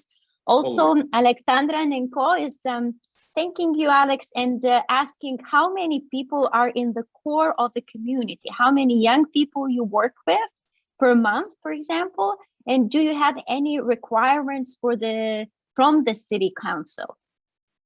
So we have three questions altogether. Three questions. First, the council question. Gladly, we have the Panodo Sutartis, so we have this building and we pay the communal expenses, which means they don't create an opinion for us. We do whatever we prefer to do, and the methods are our own. So we are completely independent in that way. The age of participants is usually 14 years and up. And no, there is no, let's say, restriction. The only restriction is, can you enter inside and be here by yourself, create the art by yourself, participate with others, because there's no teachers, nobody is guiding you, but anybody can help you in any way, in any art form that you want. But there's no guidance and there's no teachers. For some people, it is a bit difficult. And as an active community, we are 3 people currently in Visaginas, because people grow out of Visaginas. They go away to see the world, to study. So 12th grader, and usually we say goodbye, we hug them, we cry a little bit, and they go away for 4, sometimes 8 years. Sometimes they come back, sometimes they don't. So for me, as a youth worker, age of people who I can actually participate and work with together, our team, is 13 to 18, and then it drops back to 13 and they grow to 18. And this is a never-ending loop. I think, like, even since we started this building, I have we passed like 5 generations maybe of people like that. So it's quite a long story, and all those people love the place. They help it and they sponsor it, and that's how we survive. That is a huge community, 3 generations. Currently, the people who stay here after quarantine, they will come back as skaters that play rock music and love skating. It's about, like, I guess 15, 20 young people, age 14 and up, that love this place, and they occupy the 2nd floor, and it's very difficult and very noisy in here when they come. Oh, that's very interesting. So what is the future project? What are you working on right now? We have a wall filled with alternative realities, things we want to create, things we want to do, paths we want to pass. But I guess personally, the big one would be opening new points. We are ready to share what we got here. We are ready to divide everything in half and, like, pass it further. If we could open in Baltic states, it would be obviously somewhere in Riga, in Vilnius, in Tallinn, maybe in Daugavpils, preferably in Daugavpils. So a person could actually sit in a car and pass from point to point. And if we succeed in Baltic states, I guess we go further. And we actually surround every single bigger city with some kind of Tochka environment. So a young artist could move from point to point, creating his own life. And all of a sudden, the main makes a lot of sense, moving from point to point. That is very interesting and ambitious plan. So I wish you all the luck with that. And hopefully in the near future, we get to have live from Daugavpils Tochka or point. Thank you so much, Alex. It was very interesting and entertaining. Thank you, and goodbye, everybody. Thanks.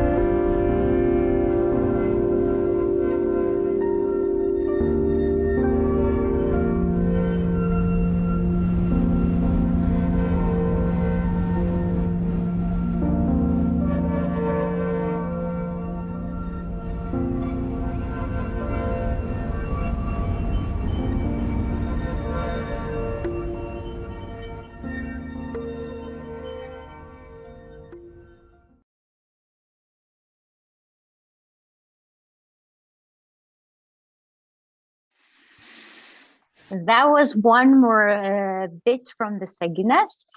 We had a few comments that the comment section, direct messages that the comment section doesn't work for some of you. If that's the case for you guys, please just message us, text us, or post it on Facebook event, directly to Facebook event, because we really want this lab to be as interactive as possible. So we love your questions, keep them coming.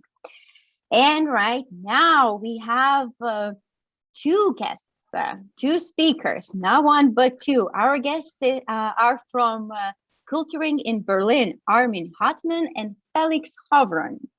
Armin is the managing director of the Culturing in Berlin and will present a nonprofit organization with 15 local cultural centers run by 15 staff members and 250 volunteers.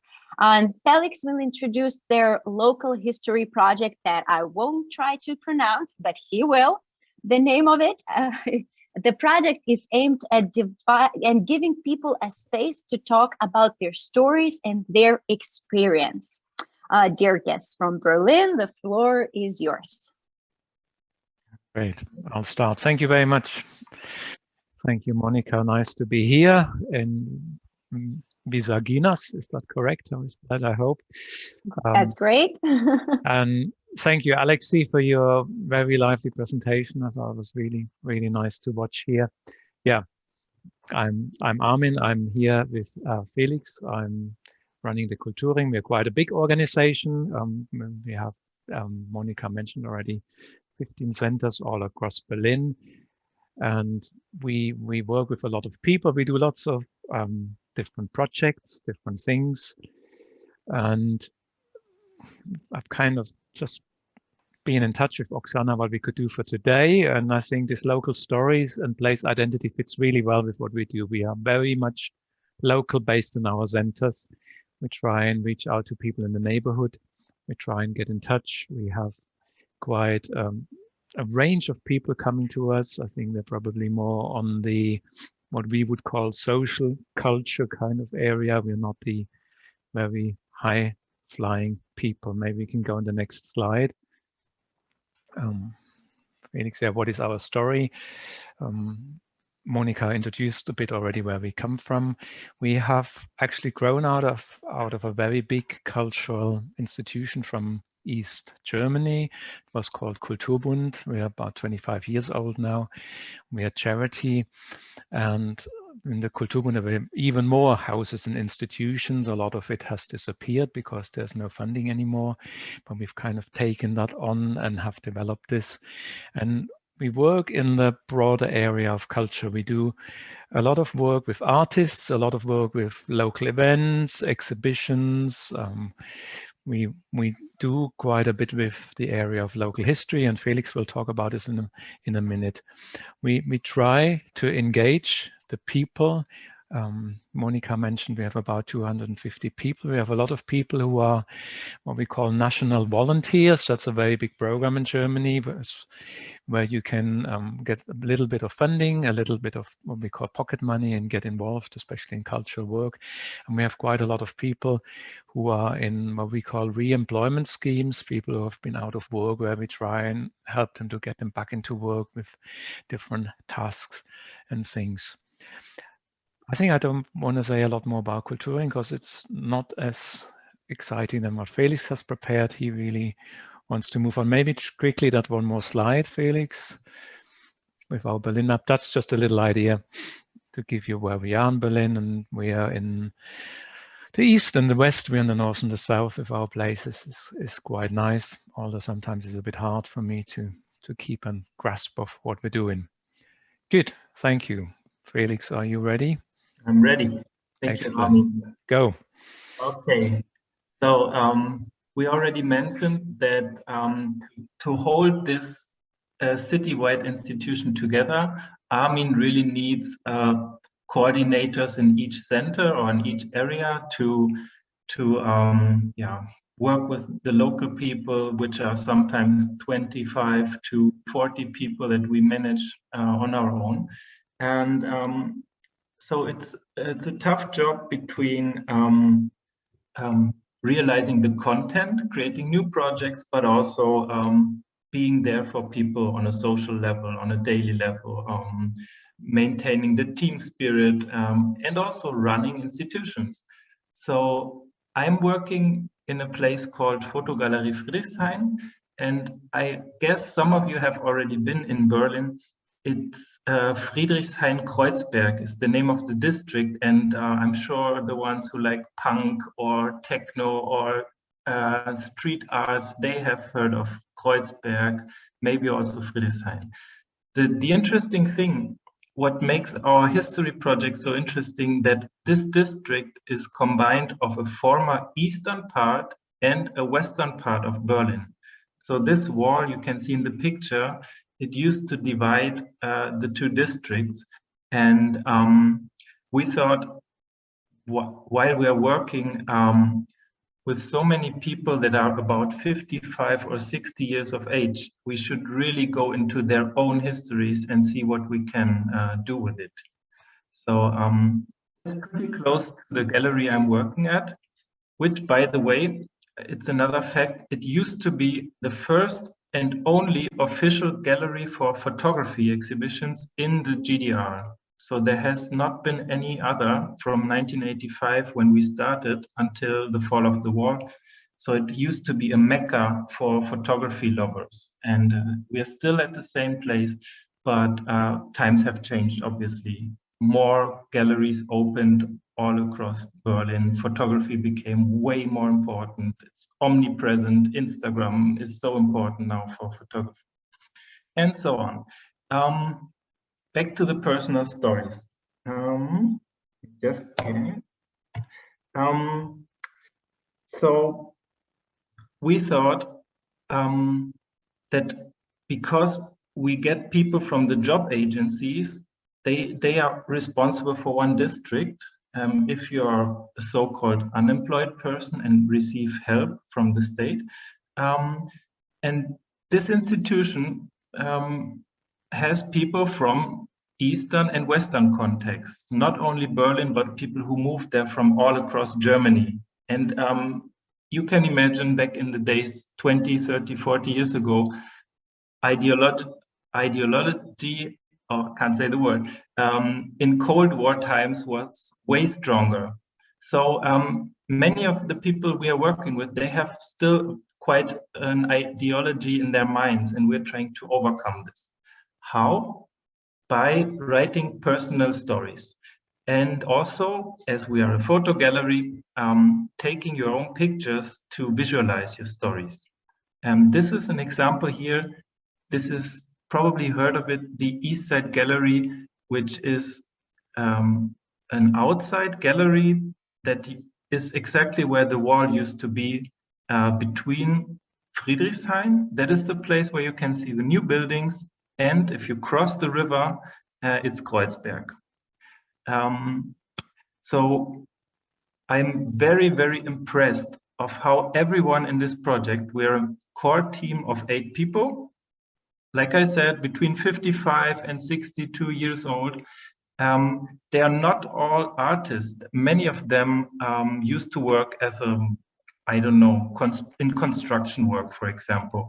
Each and every one of them finds a creative spirit in themselves, and they're writing about very, very personal stories in a very beautiful way.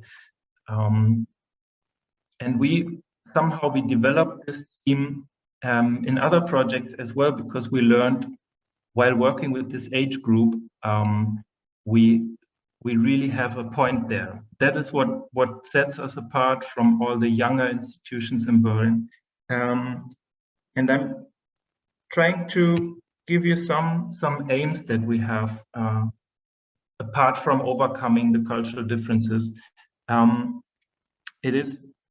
We found, and we have another European project that is called Shifting Walls. We really believe that by telling personal stories about historical events, you create a lot of empathy. If you're doing it well, you have the option to visualize your stories.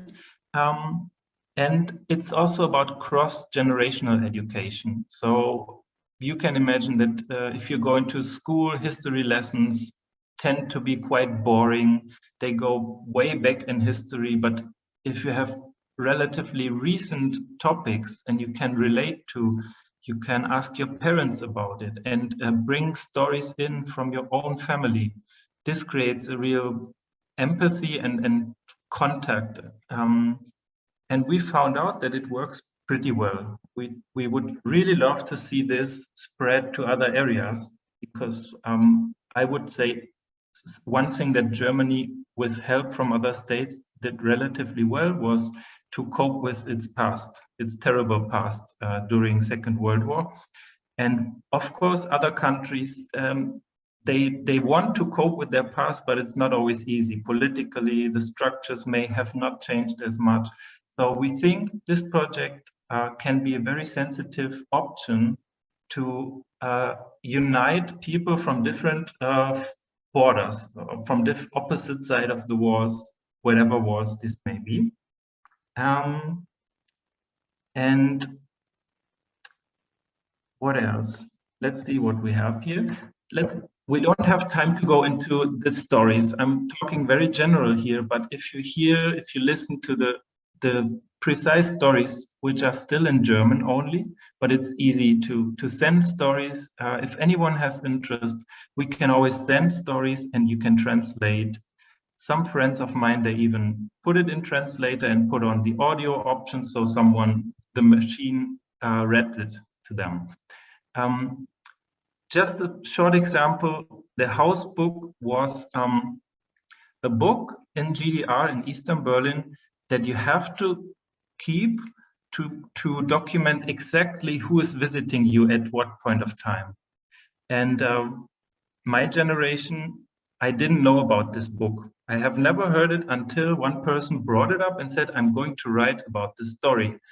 There was the most politically conformist person who had the book in each house, and this person was spying on everyone and reported to the Secret Service how persons are behaving. So this book is a direct document of surveillance in these times. And this book is just 2 streets from me. This is the house. I can really relate to this story on a local level. This is a beautiful story from Shifting Wars, from our mainly Instagram project. And we can put into the chat. Armin, I don't know, can probably publish something in the chat or whatever possible. This is a story by a young student, which we did a workshop in Berlin with. And she had an experience that her grandfather and her parents' home, they always lived directly at the wall. So the house has been there before the Berlin Wall was built. And she could really dig into her parents' and grandparents' photo collection to see how the wall evolved, how the house relation towards the wall evolved. And of course, her family had countless stories about this. In the meantime, the family lived in New Zealand, and this was a very complex, multi-layered story. And you see her pink fingernails, and there's every photo in today's context with the historical comparison. So we thought this works really well on Instagram. Plus, there's always a story behind. It has to be text as well. But if you want to do something similar, every person can choose what he or she prefers. Painting, graphics, photography, more visual and less text, more text and less visual. It doesn't matter. That really is open. We had videos produced. We had poems about overcoming walls. It's meant to be very open. Just another short example. Food is always a very good thing when you talk about changes. Food is something where people can fight, but usually food can also bring together people easily. So this on the left side, the Eisbein egg. used to be a legendary place in Friedrichshain, East Berlin institution. And the guy told the stories about the importance of this place and rediscovered how did this place change, what is there today, what about the family. Just another example. Here you can see our kickoff. We look so serious, but we're not that serious. For Germans, we may be a little less serious than the average. Don't worry. But so this was a kickoff in Berlin for our European project. And as for all of you, this was the only meeting in November 19 where we could actually meet in person. Afterwards, it's all digital, it's all online, and it's slowing us down, obviously.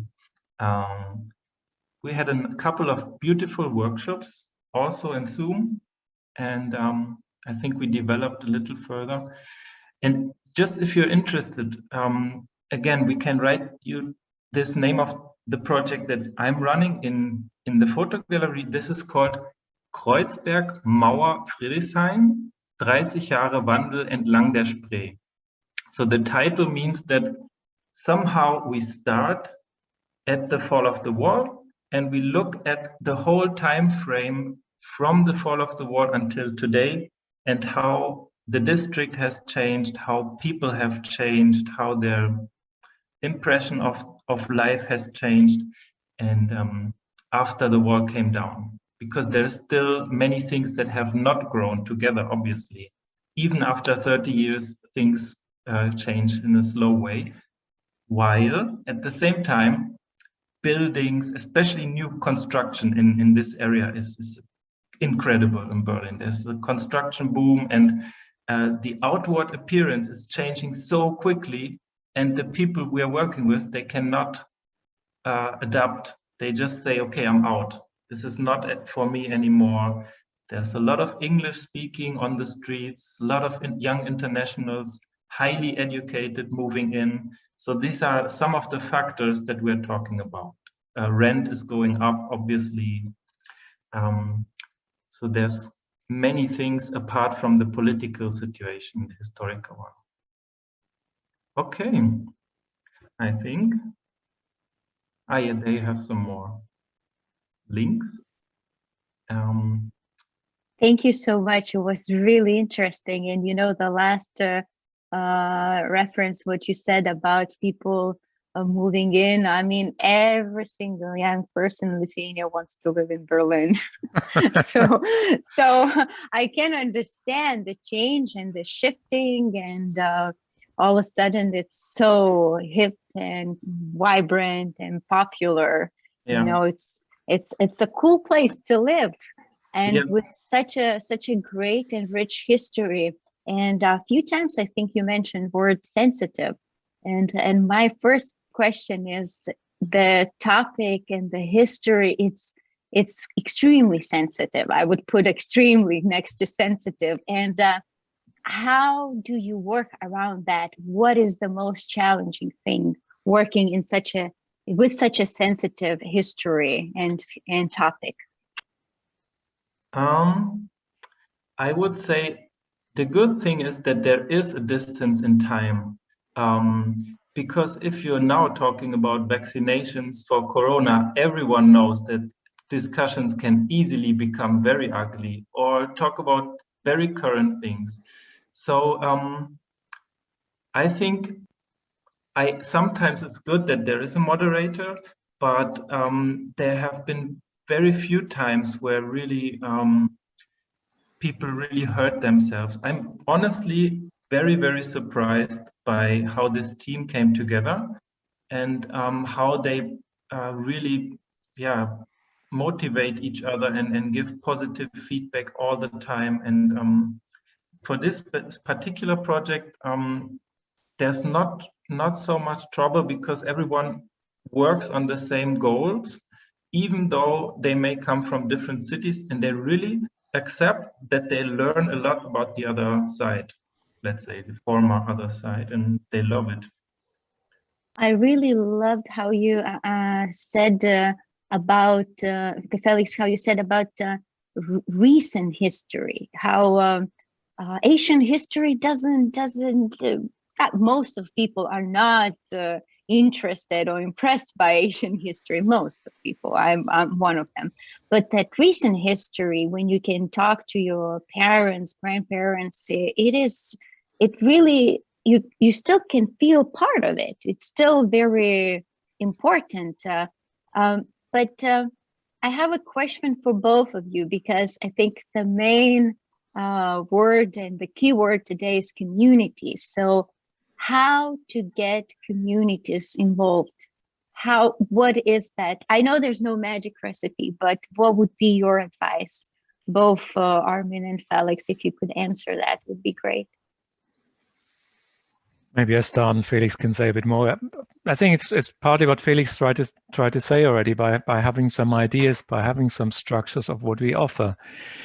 We have places, we have houses, but if you just open in a house, say come in, that it's not enough. You need to exchange, you need to work and to share. And I think the work Felix is doing that's where it costs probably the highest amount of energy, is because we're dealing with a lot of different people, and to moderate the people and have some ideas how we can find together as very diverse groups partly. And I think that's quite interesting with this project Felix is doing, because they come from both former East and West part. But you should, Felix, add to this. Yeah. I think that is probably true for all the projects, and we constantly do it wrong, everyone. We should ask people what they want before you start any project. Do a little survey, and everyone knows this, but usually then after you get, I don't know, some funding or a project starts, you realize, oh, we didn't do it again.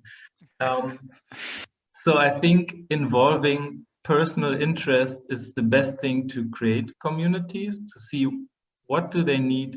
But I would also say critical impression that it's very hard in such an anonymous city like Berlin, which is all about individualism. So for some people, this is freedom. For other people, this means complete solitude. So somehow we are working with people who are left behind in this city because it's moving at a rapid pace. Some people, they don't have children when they retire. They don't have a family in Berlin. They're really on their own. And so I think this is the group we focus on, and we can offer a community for them. But for younger people, we really have a hard time creating communities and getting in there, because there are other people who are doing it this way better. Yeah, I think young professionals is that hot topic, the hardest community to reach, you know, and so nicely put. I even wrote it down. For some it's freedom, for some it's solitude, you know, and how to break this you know wall, imaginary wall between freedom and solitude. It was so interesting to hear your perspective and to hear about your work, which is so important and so interesting. I want to thank you for that, and thank you for sharing it with us. It was really interesting. Thank you so much. Thank you. A lot of fun. Thank you. Yeah, and contact us if you want to. Definitely, we did share the links that you sent us with the people that are watching, and maybe one day some collaboration in Visaginas. You're always welcome to come and visit. Okay, thank you very much. Thanks. Bye-bye. Bye. And our third and final live from Acrobatic School in Visaginas with Jūratė Leinartaitė. And can't wait to see that. As a child, I wanted to do acrobatics, but there were no place to do that. So let's see, are we going live? While we're waiting for them, here they are. Jūratė, I see you. You see me, okay. So once again, I'm Jūratė. I'm a cultural manager of Visaginas Cultural Center. And today, as you all know, I'm streaming live from Visaginas Sports Center, which was actually, this building was not involved in original city project. And here behind me, you see a portrait of this gorgeous lady, Tatiana Semyonova, who was actually first the head manager of Visaginas Sports Center. And together with two other men, Viktor Kalinin and Sergei Albridio, they have developed the idea to create. So now I will show you some historical moments and tell you very briefly how this bottom-up initiative became to be, I could say, one of essential parts of Visaginas identity.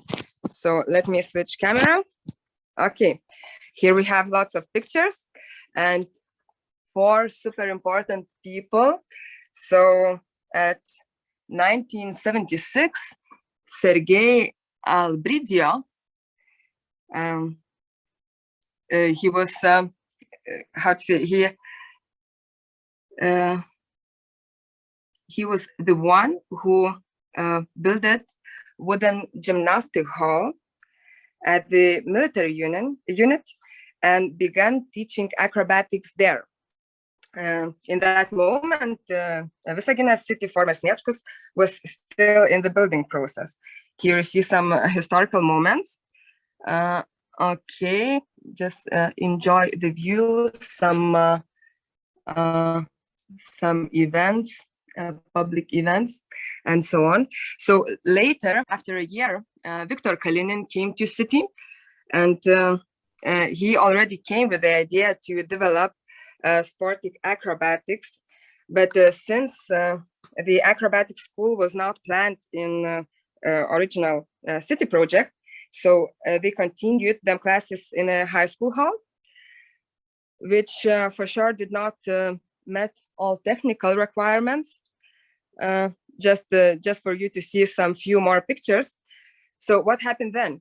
Then the enthusiasts came up with the idea to buy here some pictures of not that long history.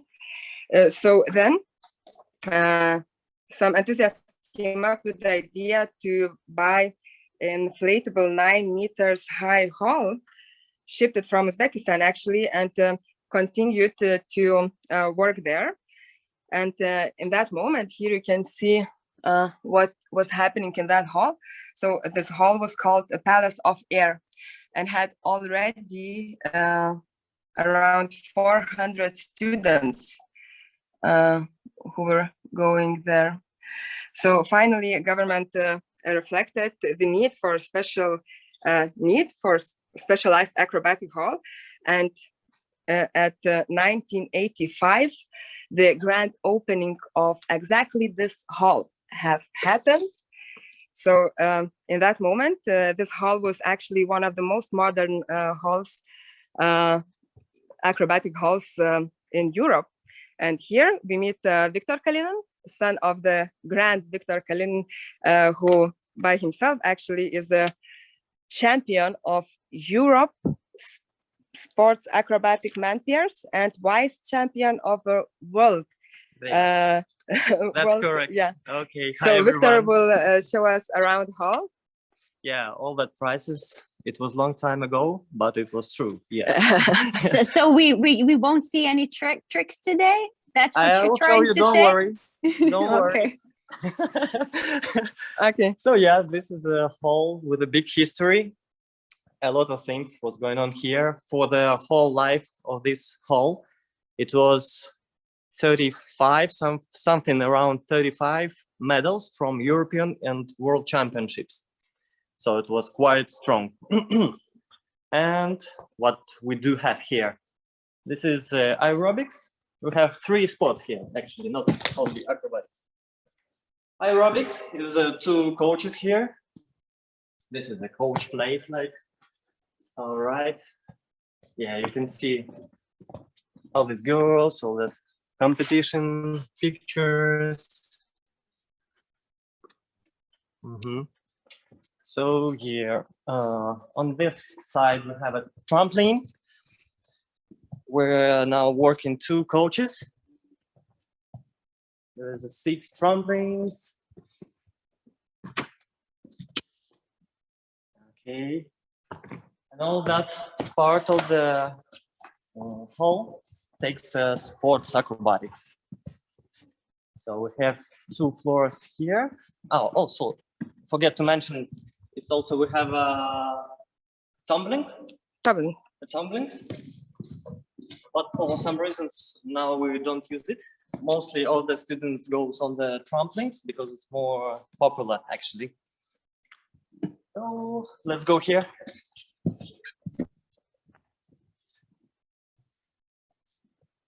We have also now just the 2 years new sport as well. It's like mini trump. It's like similar to trampling, but it's kind of different. Okay, so here another tumbling. And here is the main floor where all that pairs, trios, men's fours. I'll show you later the pictures as well. So, and all the tricks, all the students goes here. You can jump in here. Yeah, People can jump in here. I will try to show you something to make it more funny. So we know the favorite place already. Yeah. Whew. Oh la la.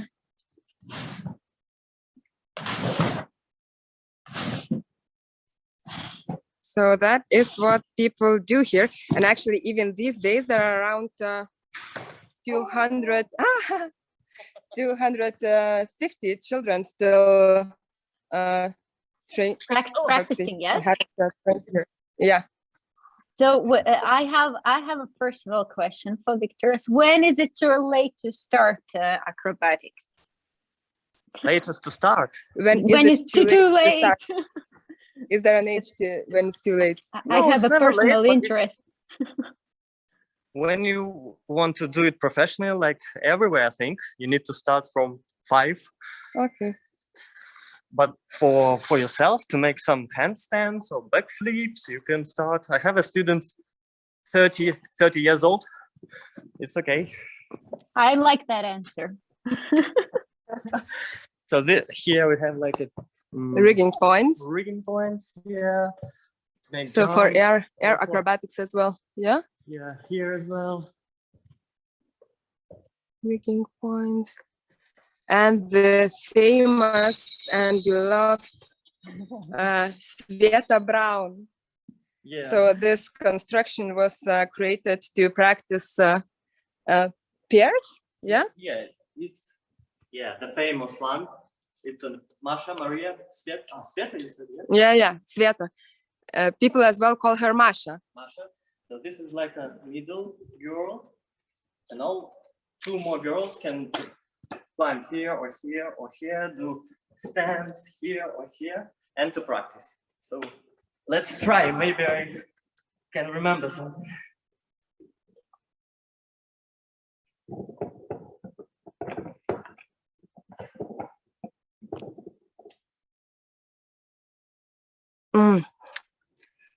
Okay. Very impressive. Very impressive.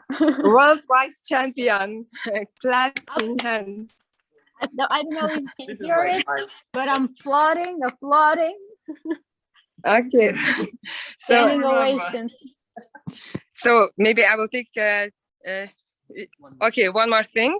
Okay, so this is like my more place. This is students, mine as well. Victor students. Mm-hmm. Okay, here we have shortly like a music studio, because all the competitions by the musics. Okay. And we need to make music by yourself. Yeah. Yeah.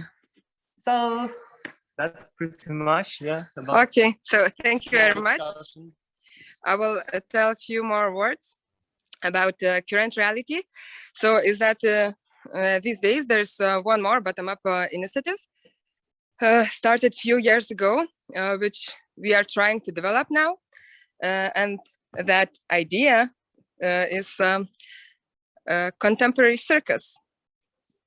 So a few years ago, cultural manager Audronis Imbrasas, well known in Lithuania. He came to Visaginas and he noticed the huge human resource potential that is situated here in Visaginas. So I mean, those 250 young people who are still each day practicing to become acrobats. And he started, he offered the idea of contemporary circus. And what have happened since then?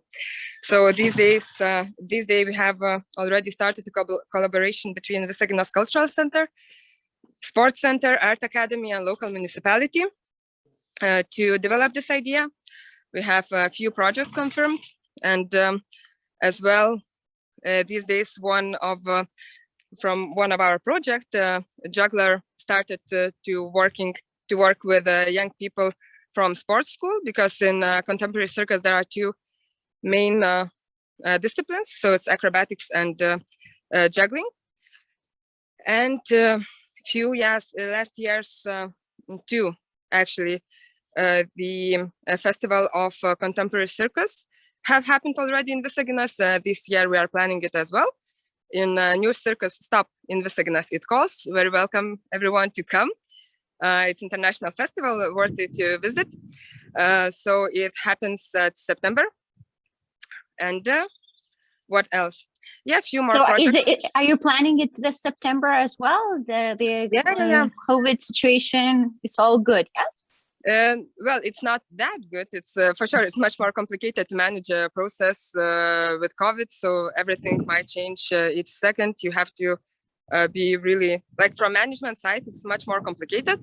But last year we managed it somehow. So this year we hope to, wind is blowing. I will show you the stadium as well. Okay, so you would see how beautiful is it outside of a sports center. And over there is the lake. So all nature in Visaginas is very welcoming to not only to what is the word? Recovery? No, recreation. Recreation. Yeah. But so well, we had this. We had the slide from the nuclear power plant simulator. We were telling that you're in the nature. You're in the lesson in the nature, training nature. So it's the same with acrobatics and the sports center as well. It's very close to the nature. So what is the biggest challenge right now? What would you say? Well, it's hard for us with developing that contemporary circus idea. I would say the biggest challenge is Corona for sure. Because if you want to make some, we need to work directly with people. It's not something that you can work online. It's that physical skill that you have to develop. Yeah. So I would say that's the biggest challenge, and we are slightly changing our plans, adapting it to situation. But we are super happy that finally some workshops have happened already. Like keeping all the safety rules and so on. But so first step were made. As well, many new projects are approved. Residencies as well. We are willing to have residents this year, at least 3, I think, or 2. So follow us, Visaginas Cultural Center. So fingers crossed that everything goes according to the plan. Thank you so much, Jūratė. It was very interesting, and I have to confess I have never been inside the sports center, so that was personally interesting for me as well. Thank you so much. Thank you. Bye.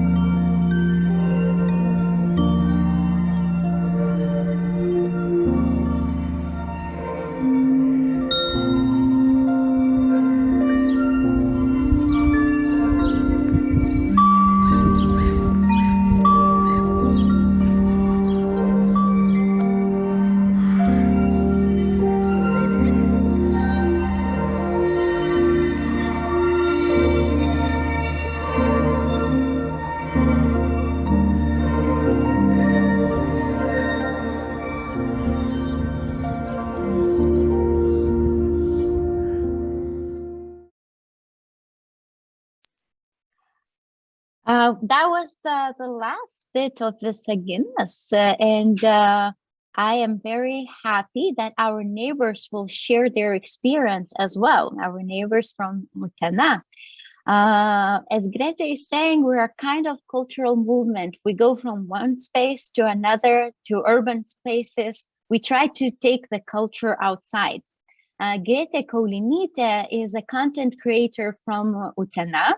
She works in various organizations that support creative society, critical thinking, social equality, and sustainable living. She's also a member of PLENARY, an open community that creates spaces to promote a participatory approach to social and cultural initiatives. Hello, Greta. Hello. Hello. Thank you for such a nice introduction. I will just add that Utena, the town where we are located, is has 30,000 people. It's a neighbor of Visaginas, an industrial town. And today I will just share some of the practices that we used to try to bring our local people, the ones who like to stay at home, they have social bubbles, try to bring them outside into the public space. And yes, I'll just share the screen that I have. And I'm sorry if there's going to be any issues. Hopefully there won't be anything with that. So yes, you'll have, yep, there should be. There might be some gray squares, but I'm sorry for it. Yeah. So as I said, PLENARY is a kind of community, but we are really loosely connected. So we have two eternal members, as we call them, Thomas and Lina, and they are establishers. They are establishers of this movement. And then there are some other people who come and go, and they work with some initiatives, but not the others. We also are a cultural place, and I will quickly tell you why we needed to have a space too. We couldn't be just a community. And we also have an art gallery. So PLENARY is 5 years old. We were established in the year 2015. And the reason for it was that at that point of time, there was literally no alternative space, no informal space left for the residents to meet in our town. So Utena, in 90s and in the year 2000, it was known as an alternative, kind of alternative industrial subcultural city where you could have experimental music concerts, electronic music concerts, metal music events, and things like that. So there were bottom-up initiatives that kind of stopped by the year 2008 because a lot of the people that were behind those initiatives moved to live in other countries during the economic crisis, or they grew up, they went to study, and they never came back to our town. To make it even worse, around the year 2000, our established formal cultural institutions also closed for renovation. So at first it was the library, then the cultural center, the cinema closed down. Basically, at one point we had literally no places to meet in the public except a parking lot, a mall, a pizza place, you know, things like that. Needless to say, that made people a little bit more closed, and the expectations of what we could have in the city, the cultural life, those expectations lowered down. So we had a space full of houses, but nobody really going down the street. No one. I can't say that no one was organizing the events, because there were some resident initiatives to make the community events, but they were pretty short term, meaning that people would lose the patience of keeping up with those initiatives before they could change the mindset and the whole the habits of the residents. And this is when two people, Thomas and Lina, decided to change the situation a little bit. So Thomas was already a person an Utana resident who was involved in little cultural community building experiments. And Lena she was an artist who came to live in Utana in 2014. And naturally, what she lacked here was an art scene. She also didn't like the perception of art that Utana residents had at that moment because it was pretty traditional. So they started from a little contemporary art gallery in the center of Utana. It was really tiny. It was 3 meters long and 2 meters wide, but it was already something different in the scene. A little bit more of informal place where people could meet.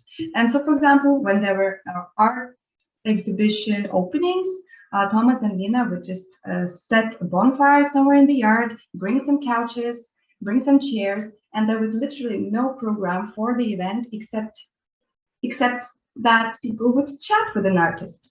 Thomas also used to go to the street and greet the passers-by and try to make them join the group. And these initiatives were the most fascinating because the passers-by in the street, they were not used to go to the art events. Therefore, they always had the most honest responses about what they just saw. And their questions to the artists were also direct and they required some simple answers. So it was also a little bit of the challenge for the artists who visited us. But since today I'm not talking about them, I will just not talk about this topic. Let's say so yeah. A year after the gallery was opened, around a year after that, more people joined Thomas and Lena, including me. Mostly those people were either unheard local artists or some people with initiatives, young people with initiatives who wanted to change the vibe in the city a little bit. And although we were from different settings, what we actually shared was the idea that there's nobody else that could solve our problems better than we can. So what we also understood was that we shouldn't be a small group of people, because then we would, again, lose patience and stop doing things before the residents of Utana would see what's going on. So we decided that we need a bigger community, and we started to experiment with super small, low to no budget initiatives to bring people in. For example, one of our members suggested to start a playa market on Sundays. And the first event happened in 2017 on February. It didn't attract that much of the attention of residents, but it attracted the attention of the sellers who, after the event, they started talking and they decided to continue this playa market, Sunday playa market initiative, and they did it through the whole summer of 2017 and then the next year, spring and summer. We used to make events like pancake making picnics, waffle stand, pop-up stands, or world culture evenings with food, things like that, because we knew that food, that's what usually attracts people in. And then we used to pair those events with exhibition openings, or we would place a waffle stand in the middle of the street, when the national festival, for example, was going on, when the people were already in the streets. So we tried to raise awareness. We also organized some events for youth, and they were popular, but the weird thing was that we thought that the teens would be the ones who would join us first, but actually they needed a guidance and they needed a nudge, a little bit of that to create the event, and it took a pretty long time, a few years, till they started to approach us with their ideas. So yeah, these were all small events, but I have to say that from the very beginning, Fox had a support from the municipality and from other NGOs in Utana and other institutions. So since we were open and they were open for bigger projects together, we started with some bigger events. For example, the first big street art piece in Utana was created in collaboration with artists from Kaunas, but also with the help of our municipality and some companies in Utena. And the first street art piece was actually a recreated drawing by a little girl who just won a drawing contest. We had annual boats festival. That was the most popular festival we actually had, and it's now annual. The idea was super simple. Just on the kids' day, the kids should make boats together with their parents or their teachers or their friends, and they would need to bring those boats and let them sail down the local river. And the idea was simple, but again, it required it was difficult to implement it without the help of others. So we needed other groups of people, and we also needed other institutions to join. So yeah, G2B was our biggest, I guess, long-term project. That was what happened with Utena Educational Center and Utena Public Library. So it was so popular that at the beginning it had 300 participants from social risk families, but then the volunteers joined together with their families, and in the very end, after I think a year, there were almost 400 participants. And when the project was over, they used to meet again until the second quarantine. And yeah, I guess this doesn't have, Neighbors Day is not that day two. And yeah, this was the last thing we did. This big scale thing we did in the neighborhood. So we helped some street artists, to recreate a beautiful piece done by our Utena resident, Visaginas, on the 5-story building. And that was the second big street art piece. And we thought that this will be an easy project to implement, but actually it wasn't, because the first building we approached, the people there didn't want anything to be painted on their wall. So we actually had to work with the other neighborhood very much to promote this idea and to show that it would be really nice to have a resident picture on the building, so that it would have some type of an identity. So yeah, these are our practices. And I guess I am open for the questions then. Thank you so much, Greta. It was very interesting. You're only 1 hour away from Visaginas, so it's interesting to see how our community is getting together there. And if I understood right, you were kind of one of the first initiatives in the city. And in those years, did it change? Did your example inspired other organizations, create something like this through involving communities? Do you know? Yes, it did. Actually, I was so afraid I will not be able to say everything in 15 minutes that I forgot the final part. Yes, it did. And we didn't do all the things here, as I said, alone.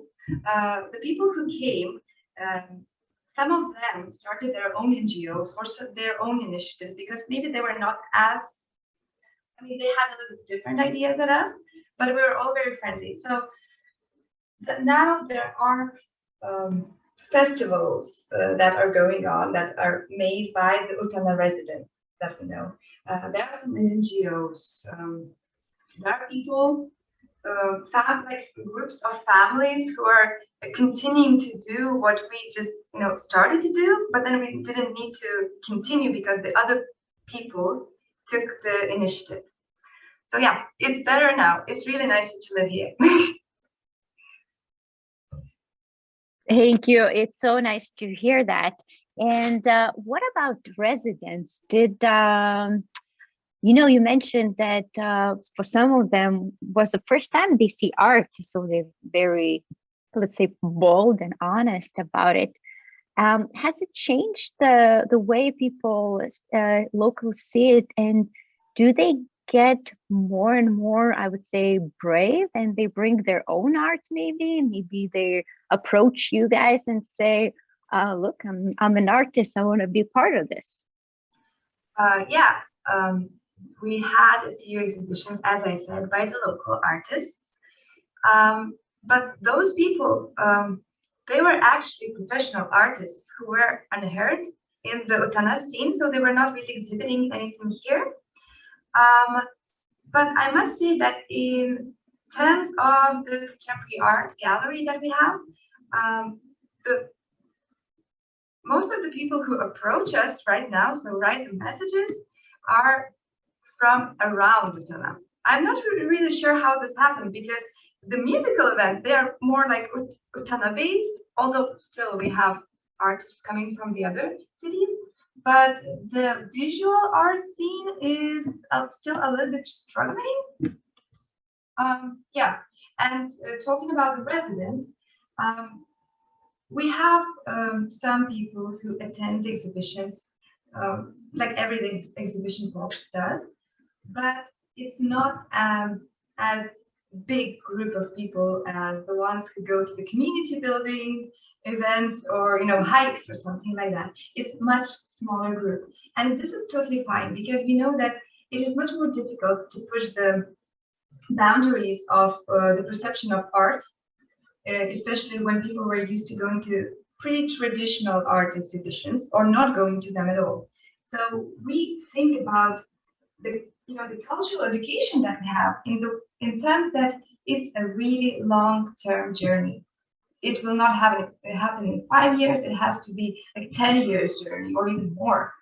So I think it's very good attitude, smart attitude, because if you want it like an instant result, you're pushing yourself into disappointment. So, and the change requires time, and particularly when it comes to communities, when it comes to our behavior. We have a question from Žilvinas Mažeikis about the project Tree of Life. How do people living in those houses relate to the project? Did you involve them into the designing process, drawing it, or anything like that? Regarding the Tree of Life, I will just expand the story a little bit. In the very beginning, there were two great street artists who approached us, one from Kaunas and one from Marijampolė, and they were interested in the Tree of Art as a folk art piece that's popular in Lithuania. So they wanted to recreate this piece by Odeta Bražėnienė, our resident of Utana, and they contacted her. And they also contacted us to help with the neighbors. As I said, in the very beginning, in the first meeting that happened, where I didn't participate, but I heard what happened, was that Thomas, our leader, and those girls, the artists, went to talk with the neighbors of the building that they chose. And since they chose the building, but the building residents didn't choose them, this all happened to be a total disaster. So literally they said, no way, we just cleaned this whole building, have it newly renovated, no way it's not going to happen. And then I'm not really sure how they got to know about this other building in the other neighborhood where people would accept this whole event. So they went to talk with them, and those people said, yes, we'd like to have this street art piece. And then the girls started painting it. So firstly, they received some comments from the neighbors. I think their biggest friend was the first floor neighbor, but I forgot her name. So she invited them to, like, if they needed help, she invited them just to come and ask that. And I think she brought her grandchild there.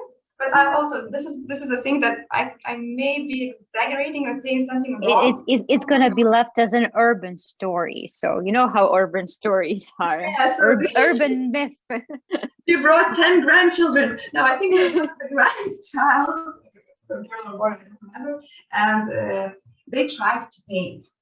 of course. Then there were a bit more people who tried to paint. Then I remember that I went to my boyfriend there up, like I went there up and tried to paint, but it was really frightening because you are at such a height, and if you're afraid of heights, it might be very, very challenging. Yeah, and then at the very end, there was this event when there was this local folk group participating, singing songs, Lithuanian multiple songs, and some people from the neighborhood joined. I'm not sure how many people actually tried to paint, but I know that at least 2, 3 did. Yeah, but what and I think it's interesting what we see. Also, what Armin and Felix from Berlin mentioned. It's so important to involve community in decision making and to do it from the very beginning, and ask a question whether what we're trying to create is there's actually a demand and need for it. And when I say a demand and need, it doesn't have to be like some kind of physical, I don't know, process, but a demand and need where the people will appreciate it. And in your case, what you're saying, the wall is clean already, and all of a sudden, the people see it as it's going to ruin the building. It's just renovated, it's fresh, it's new. And it's normal, because I think what you mentioned before, it takes time for people to see it as an art, to appreciate it, and to want it in their neighborhood. And I'm pretty sure the house that finally got this painting it became an attraction, and people are very happy about it. So in a few sentences, what are your future plans involving communities? Your microphone? We do not have that many long-term plans, but we are continuing to do what we did before. So, for example, there's going to be an annual boats festival in, I think, more than a week. On June the 1st, there will be this family event again. Even under the corona, we will try to make it. We will have, again, things which we used to do every year for 4 years. So that is called, we have a project called PLENARY,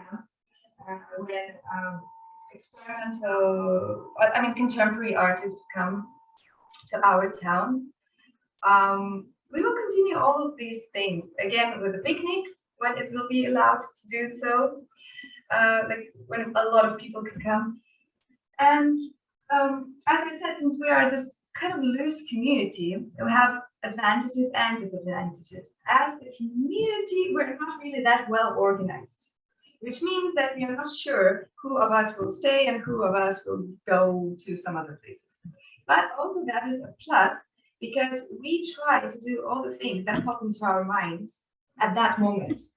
So we don't wait. We don't wait for too long, and we don't plan in advance. If someone says that, this thing would be nice to do, and if we know that we can, we just do it. You're playing more by ear, and I think that it is also very important when it comes to community. Thank you so much, Greta, and thank you for sharing this example, how bringing communities together can create new customs and new traditions. And good luck with the boat festival. I hope the weather will be good, and you'll get a lot of interesting boats. Thank you so much.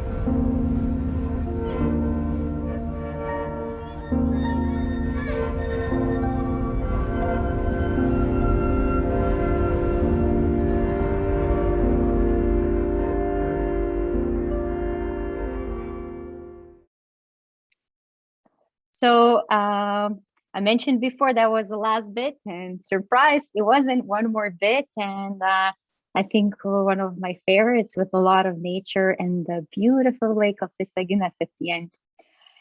And now I have a question. How does cultural life evolve outside the Baltic Sea region context? We have a special guest, Sara Agić, a cultural producer at the community of Novo Kulturno Naselje in Novi Sad, Serbia.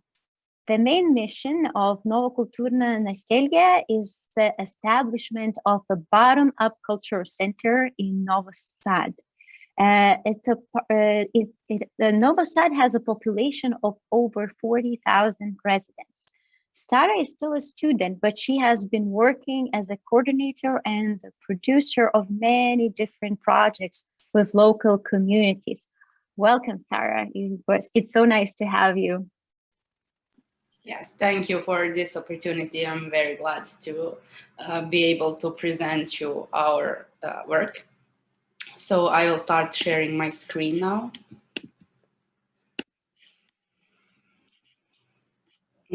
I hope that it's okay and you can see it. So as already mentioned, I'm Sara and I'm from Novi Sad. Novo Naselje is actually a part of Novi Sad, which has 40,000 residents. So that is just a part of the town Novi Sad. And as already said, Novo Kulturno Naselje was established in 2014. The main mission of NKN is establishment of a cultural center in Novo Naselje, the part of town with 40,000 residents.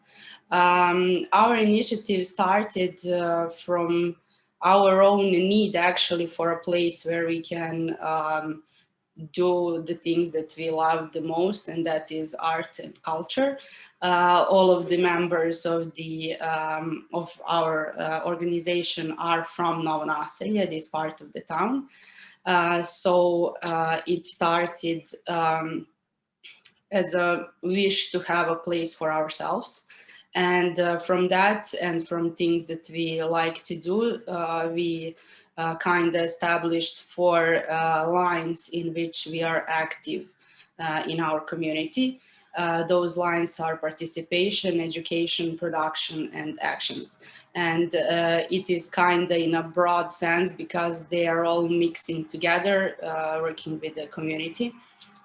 And the first thing that I'm going to talk about is the participation. And we have a lot of different open space festivals. We have film festival, theater festival, neighborhood festival, and many other different community building activities. The first festival that I'm going to present to you, or the first project, is Dobrodošli na naselje, or in English, Welcome to Naselje. It is a neighborhood festival, and it is actually the first event that we formally organized as an organization. So the idea of this festival is actually that we are just, Novo Kulturno Naselje is just a platform for our community to express themselves. So this is a one-day festival. And it is the concept is that we have an open call a month before the festival. The festival takes place in September, and everyone in our community can apply to present their work or their art or anything else that they would like to show to the other members of the community. So it is very, very interesting because it is for all people of all age and everything, because we have programs for children, we have concerts, theater plays, different workshops, and it is changing every year because every year we get more and more people who want to present something at this festival. However, the last year, the festival looked a lot different than usual because of the coronavirus. As you all know, we weren't able to organize an event for mass gatherings and a lot of people, but we had this long discussion about what can we do and should we do anything, and we decided that the cultural content is really crucial in the situation like that was last year. So we decided to offer our community a different format of this festival, and we decided to have 7 artists present their work in the open space, and we didn't invite anyone to come. We just put our art there and let the people from our community interact with it while they're going to work or coming home or picking their children from school or anything else. And that was kind of a gift from us to our community, and it was very, very well received. The picture that you're seeing right now is one of the artists actually putting his art in this place. In his work, his name is Nikola Stedinovic, and he wanted to address his childhood memories from Novo Naselje, and he put these paper planes that children could take home or play with it and then put it back. So it is very interactive, like festival, but not a festival. So the second part is education, and we have a lot of different projects concerning this line of our work. We have close cooperation with local citizens and different institutions like elementary school, kindergartens, school for people with disabilities, and elderly home. We do a lot of project teaching people or educating them about art and culture, and we want to make this new generation of young people who are going to be working in this field of work. But also we take it really seriously to educate people on many other aspects of life in a community. For example, the environment issues, ecology, and many different things.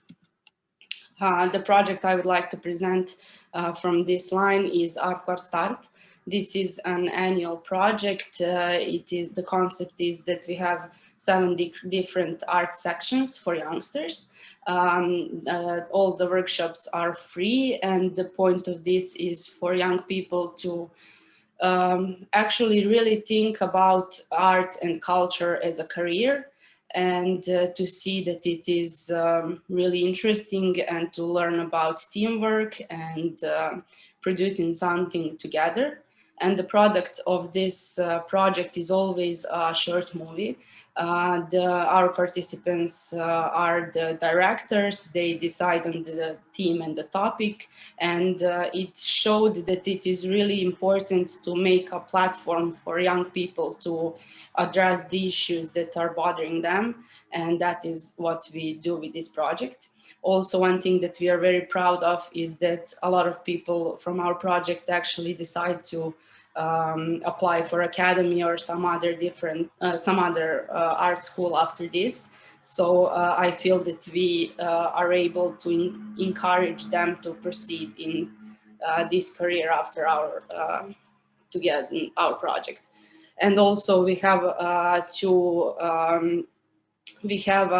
Erasmus Plus project for youngsters, Debate Your Issue, which is also for youngsters to learn about debating and be more active in the society and the relevant questions. So that is really important for us. The third line is the production, and we are kind of becoming this little production house.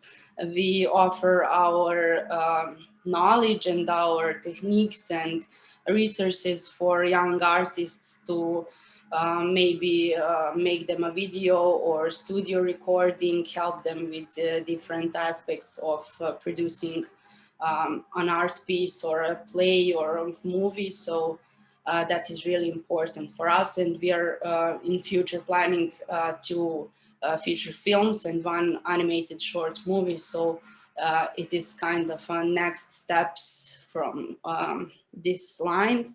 And it is really important for me to say that these new projects that are coming became a thing because people in our community just reached out to us and they were like, I have this idea and I want to do something about it.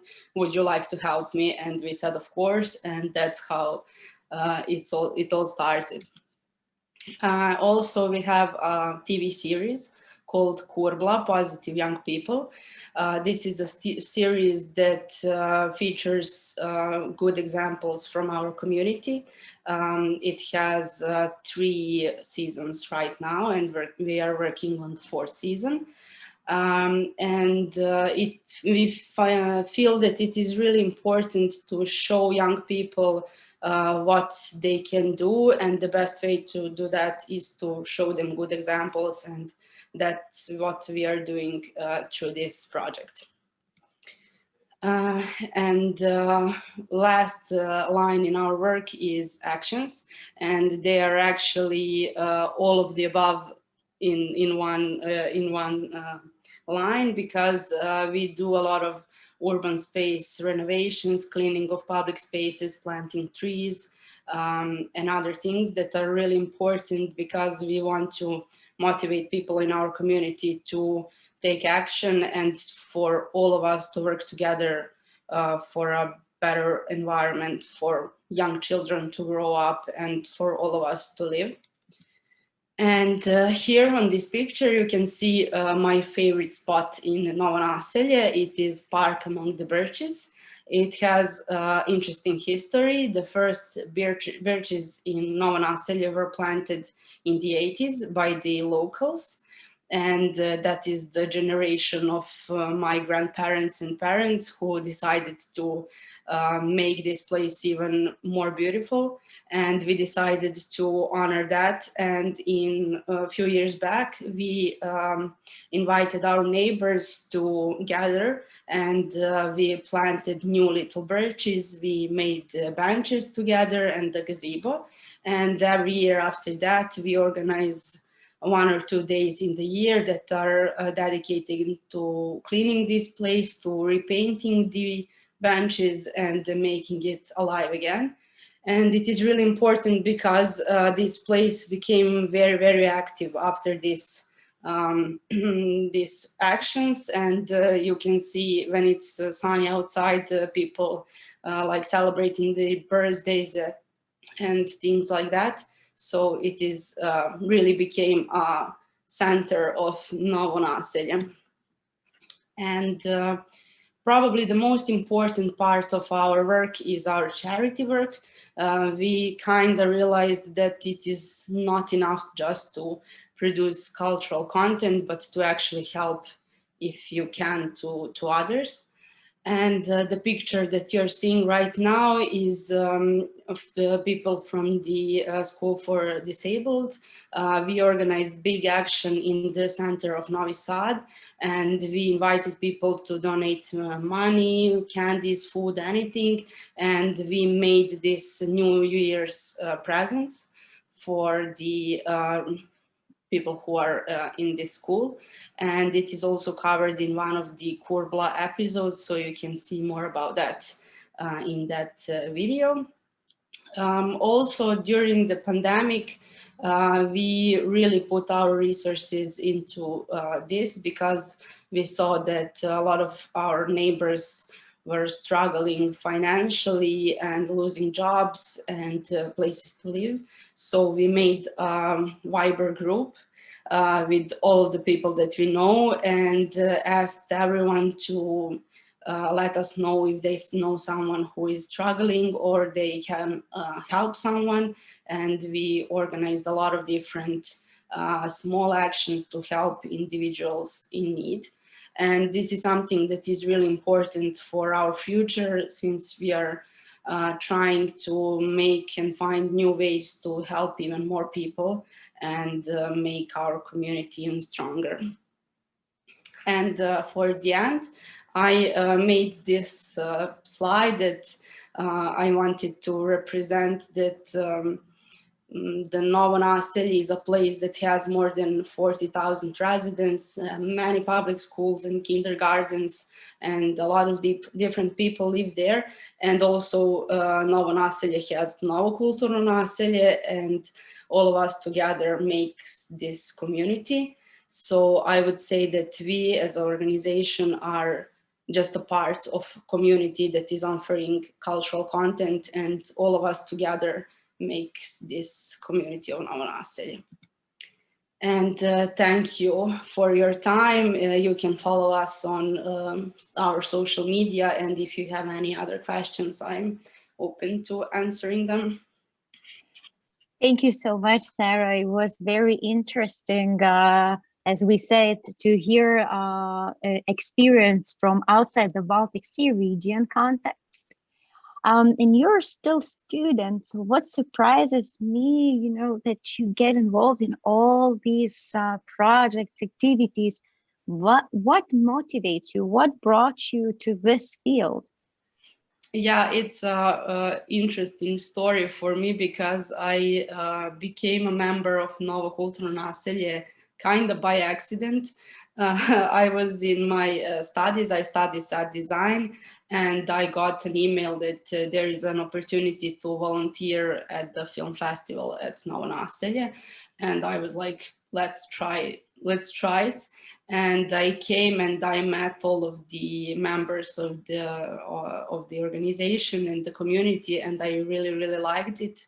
And they really liked me, obviously, so it was mutual. And after that, I got a lot of opportunity to actually put my studies in practice, and it is really important for me. And yeah, it's sometimes hard to manage everything at the same time, but I think that working in this field really makes you a richer person and a happier person. So that's why I'm doing it. What is the biggest challenge, you would say, creating the community, creating the community center? Yeah, I think that how can I say it?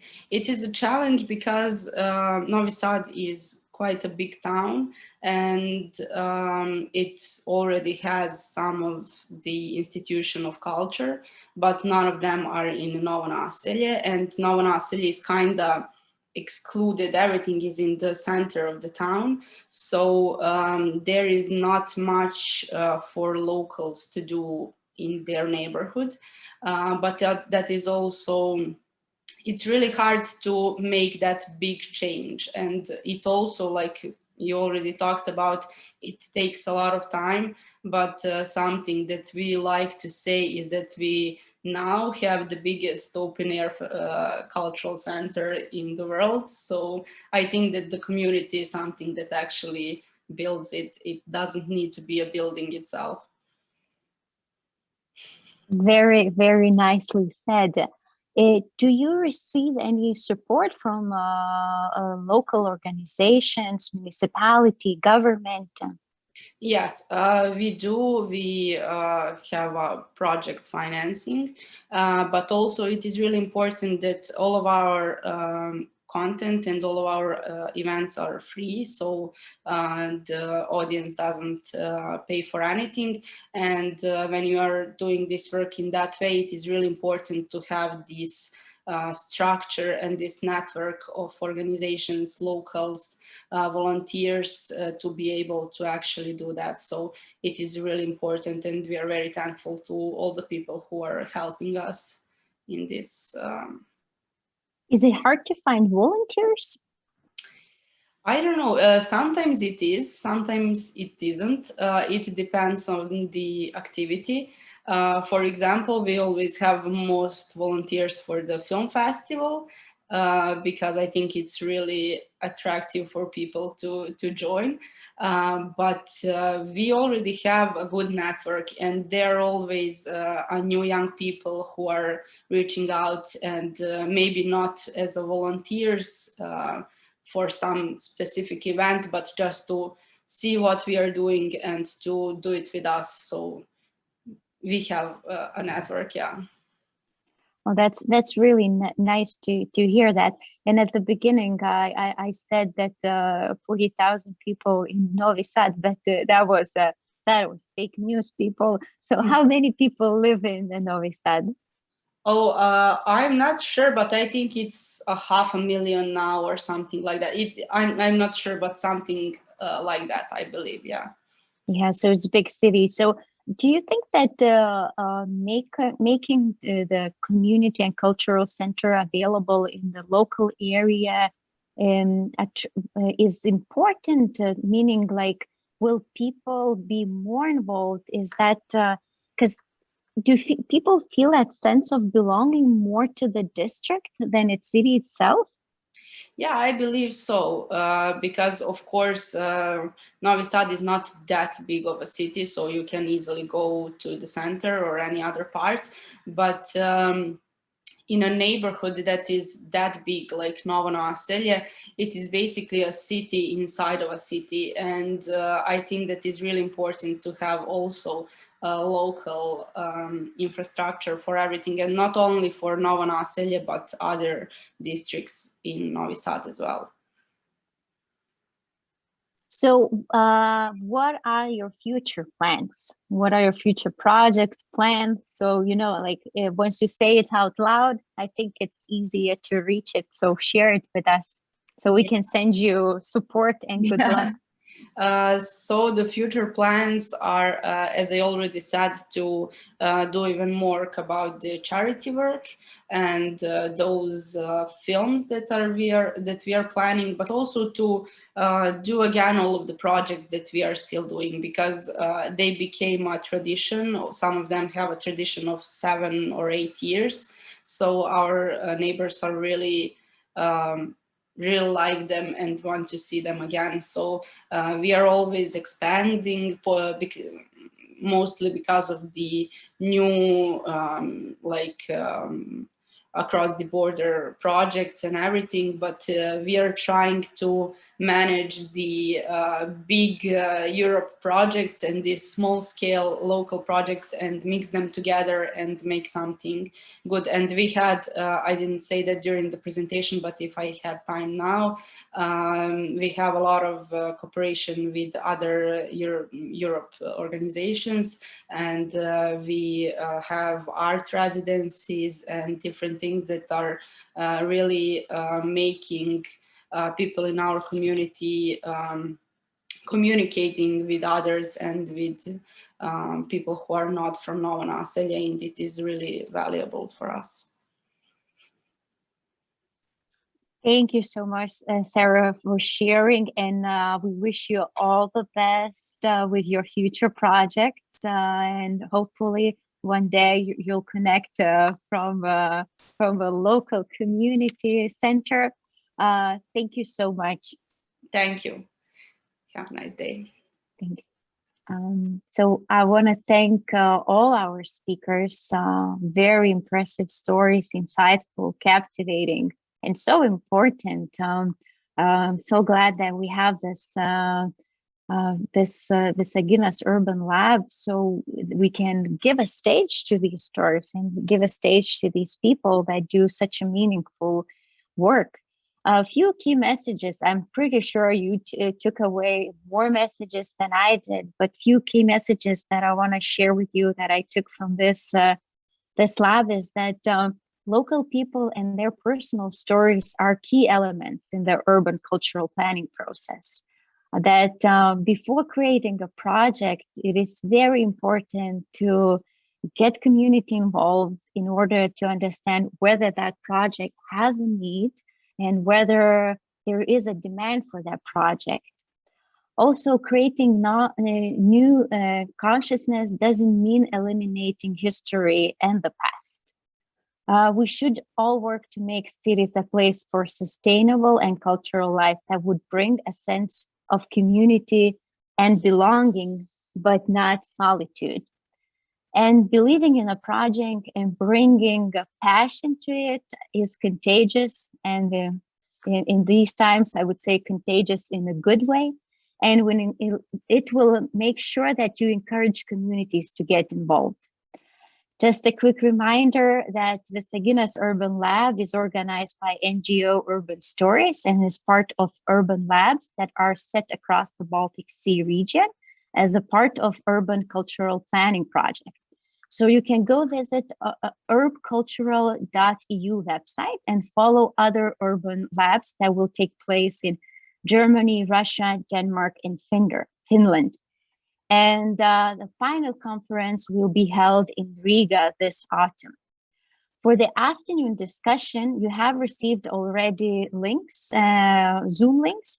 And if you haven't registered, do not worry, just come and join us. You can see a link under the translation window. And we'll have now a short break till 2:30. And we are waiting for all of you that registered and didn't register at the discussion groups. We'll have some interesting food for thoughts.